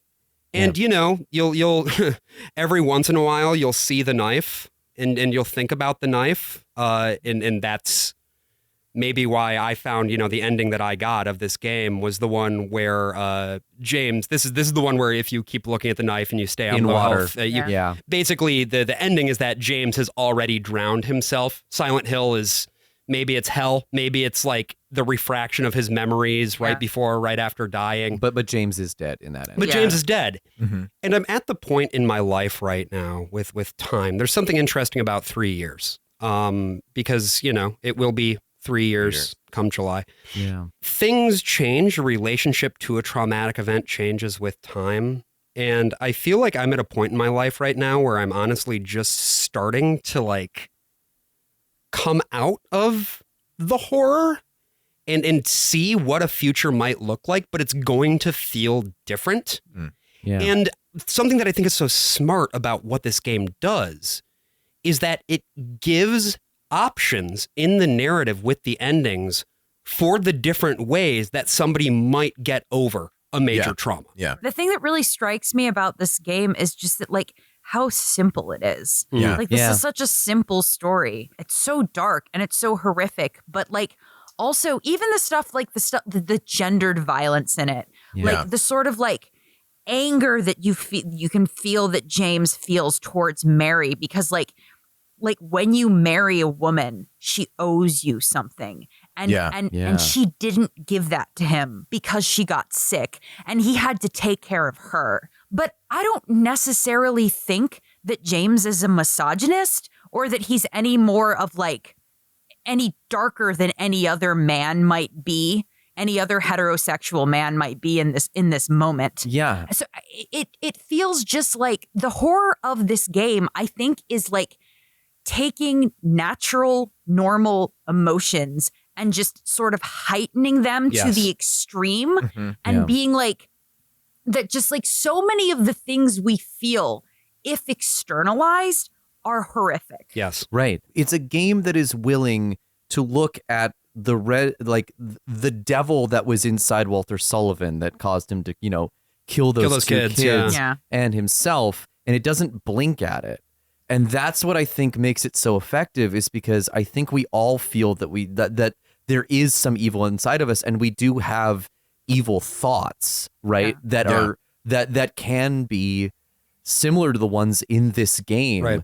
And it's so rare that that's talked about like in any media, Yeah. let alone one that at this time was still very much thought of as being a thing for A children. children's medium Right. for sure. And the boss battles at the end, I think, are another way of looking straight at it. You know, that James has now gone through this journey. He finds himself after the architecture just completely breaks down and becomes a nightmare. And now there are doors that are like basically Scooby-Doo doors where you Right. open You one up. teleport And it, it, But he is ascending. Yeah. Instead, Yeah. he's rather coming, than going down, he's going up. he's coming yeah. out of his denial. That's right. Yeah. And where he ends up is, first of all, in a room with not one but two pyramid heads. Yeah. Huh? And Even the save spots In are this getting economy? weird at the end Yes. here. the red pages. Yeah. Yeah. And now you have two pyramid heads. They have spears now instead of swords. So they can be faster. And, Yeah. you know, you just do the same thing that you Yeah. do with Pyramid Head. You run around, you can shoot them if you want, and eventually they just impale themselves. Yeah, they kill themselves. I love that Right. you don't get to kill them Yeah. Yeah. Yeah. because he didn't win against Right. the creature. Right. They're not the final boss No. of this game. Yeah. Mary is. Mary is. Or Maria. Or Maria. Or Depending both. on kind of how the ending has gone, she will Right. present one way or another way. She might be standing by the window. She might be sitting on the bed. But then she turns into an evil suspended nun. Yeah, upside down. It fucks. Yeah. Yeah. It's awesome. It's a cool design. Yeah. The battle sucks, but the nun is awesome. As per usual. And here's the other thing. You don't have to fight her. Really? You can just run around the arena, and at a certain point, it will time out and she'll die. Oh. Do you not have to shoot her a final time? You do have to shoot her the final time. Yeah, Yeah, you okay. do have to land a killing blow, which I did with Pyramid Head's sword. Oh, good. Yeah. Yeah. That's thematically What- appropriate. But when you're on hard mode, it takes like 30 whole minutes to bring her down. Well, Yeah. that's just stupid. It Yeah. is interminable. And when she's lying on that ground, she just says, James. James, and that's it. Yeah. The whole over and over and over Yeah. again And so until you kill her. a representation of a fantasy of a possible alternate life. Like, what is it? What it is depends on what happens then in any of these four endings. Right, right. So the way that the endings work is that they all have these little flags that have these little tallies. It's a small sort of point system. There's a really good YouTube video on There it. is. Yeah. It goes really in depth on how Nice. it works. All right, we'll link it in the show notes. And it's not what you would necessarily think. Most games, of course, you have good ending, bad ending, or A and B. These are all kind of bad endings. Yeah, these are Yeah. all bad endings, but they're also like all given equal weight. You know, the thing about bad endings is that they usually just don't have as much in them as the good Right. endings. right. And once you get one of the endings and you play through the second time, it actually makes the other endings more likely. So even if you okay. don't Yeah. do the little tasks that make other Yeah. endings possible, they still might just happen anyway. Also, we Right. get the full letter. Yes. Of Mary. Yes. In pretty much every version, but the final, Yeah. old god ending. So the basically. three basic endings that you can get the first time you play through are the one that Josh talked about already. You drive into the water, Right. and you both like die together, or her corpse is with you. You carry Yeah. her off, Right. and then you drive off into the sea. or And the lake. Mary's last letter to you is read out over what is basically like water. It makes me cry. It Yeah. is It's real good. so good. Is this the ending we all got on our first playthrough? Yes, No, I did. I got leave. You Okay. got the default. got You default got ending. drowning as well? I got in water. I got drowning. You Yeah. got drowning. Okay. Okay. And so Everybody contemplated the knife. Yeah, that's so interesting because leave is has a sort of weight to it that allows it to be the default if you're not really doing anything else. Yeah, James but- and Laura just kind of leave, right? Yeah. Yeah, they Yeah. they Which leave is- Silent Hill together. Which is the biggest thing that makes me think she's a real person. Yeah, because Yeah. you see him walking through that cemetery at the beginning of the game, and then Laura, the little girl, is walking behind him. Right. Right. It's Yeah. the only closure you could possibly get on her story. Right. Yeah. And then there is the Maria ending, Right. which is maybe This- the hardest of the three to get. And also Yeah. probably the scariest. Yeah, because it gets Yeah. kind of outweighed by the other two. In that one, the vision that you see at the end of the final boss is definitely Mary. Right. Yes. And she's pissed at you. Yeah. Yeah. And it kind of plays off like she brought James here in order to kill him. So it's playing off as like he needs to get rid of that guilt and then move on with Maria. his real girl. But his alive girl. But Then when they're going into the parking lot, you see the James car. and Maria, yeah. James and Maria. You see that car from the very beginning, and you don't hear dialogue. You just see them walking across, like with these other endings, and then you hear her cough. You'd better do something about that cough. And that to me is the one good line reading that he has in this game. It's so fucked up. It's the cycle of violence. Yeah. You better do just something going to about that recur cough again. or else. I don't want my bitches sick. Yeah. He always wants to have Mary back, but only on his terms. And once they're a burden for him, he'll throw the next one away. Yep. Right. Yeah. And then come back to Silent Hill and get a third one. And that is the bleakest, I think, of all the endings. Yeah. And then the fourth ending is Rebirth, where it's a new game plus ending. Yeah, where you collect 4 items on your little journey towards the end, and basically you bring Mary back to life using Cthulhu magic. It's a little Silent Hill 1. It kind of reincorporates the mythology of it. There are some secret items that you find, and then and it's also the only ending where the letter is not read, which implies that she's alive, because in the letter she says, "If you're reading this, I'm dead." Okay, right. So what I will say about the first 3 endings, which are again the ones you can just kind of get depending on what you do, is that it has something that I really like, and this is not the case with all games with multiple endings. Every ending feels like the canonical ending. Yes. Yeah, you feel like you got the normal one, And it no matter also what. recontextualizes what happened in the game. right. Like- in all 3 cases. Right. Like the Maria one makes him seem like a psychopath. Right. Yes. Like he that is the killer who wanted to do this from the word go. He killed her because she no longer served his needs. Yeah. So Right. she had to die. Right. The in water ending makes it feel like it was an act either he had a psychotic break. Yeah. Right. Or he did it to put her out of her misery. Right. And then maybe she wanted it even. Maybe she was suffering so much. Or maybe he believes that she wanted it subconsciously. Right. Yeah. And then he couldn't live with the guilt of what he'd done. So that one implies probably the best James. Right. Yes. Yeah. Which is, again, I know. very bleak. Yeah. And then the leave ending is sort of like, I think maybe the most positive one, because it's like, I'll leave and now I have to take care of this child. So maybe he will be okay, but we don't know. Like, regardless of what he did, he can still move forward and atone. But it doesn't give us enough to say that that's the case. But he also like very much did kill his wife. Yeah. So like, are the cops going to be looking for him? Like, yeah, because that's the thing is that like I feel like a lot of this stuff it puts it in Silent Hill in sort of like this very sort of heady like supernatural space, and the leave ending is the one where I'm like, oh, this was just a very real town.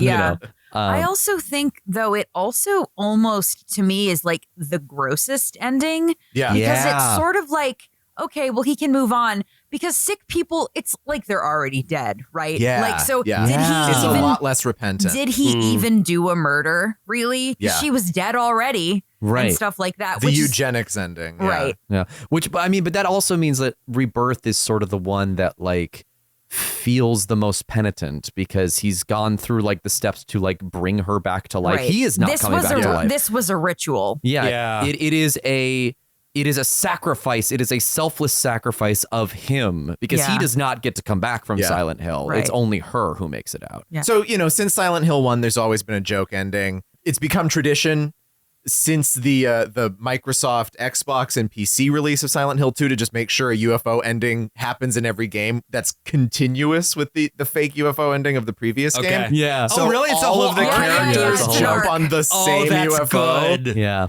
So there is a UFO ending in the later releases of the game that is equally silly. This one plays out like a silent film. I think the third one plays out kind of like a little cartoon. Yeah, like a comic, I think. Oh, that's it. Yeah. Mm-hmm. Yeah. And then the best joke ending of this game, however, is that James Dog. finds a dog. Yeah, James opens up the door And dog. and it's a cute little Shiba Inu who's slapping control away at a booth. control booth. There's like a little lever. Yeah, he's and, hacking into the mainframe. and then James also is totally animated by hand. It's a very well observed dog. They didn't mocap it. Yeah. And James's English language voice actor says it was you all along in Japanese. And then the credits play and it's a little dog barking song. Yes. Yeah. And it's, Over like increasingly jokey and horny screenshots of the really game. horny. Fully shirtless flexing James. With a tattoo. Several times. So fucking good. I mean, from the remake, we know that James is fucking ripped. Yeah.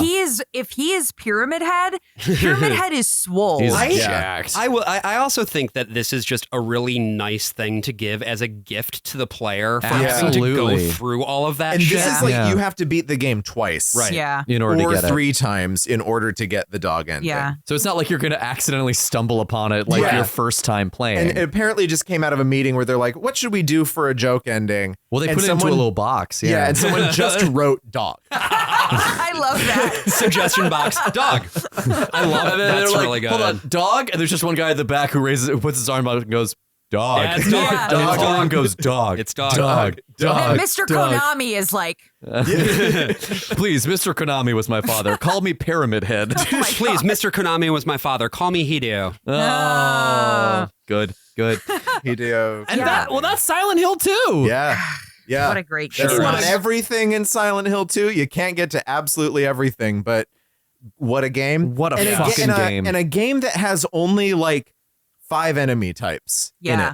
Yeah. And it is, at this point, of course, only for us to thank Aysha for coming on our show. In fact, spending a whole extra day in New York City just to record with us. Yeah. Certainly from our end, we can say it was absolutely worth it, but we weren't the ones paying for that shit. So I hope you had a good time too. I did. It was great. No, thank you guys so much for having me. I love this game and I'm a big fan of the show. So it was really great to get to come on. So you have a writing credit on a game that is coming out very soon. Why don't you take a moment to tell our listeners about it? Yeah, so I wrote for Life is Strange Double Exposure, which is finally the direct sequel to the cult classic game Life is Strange, about the incredible Max Caulfield.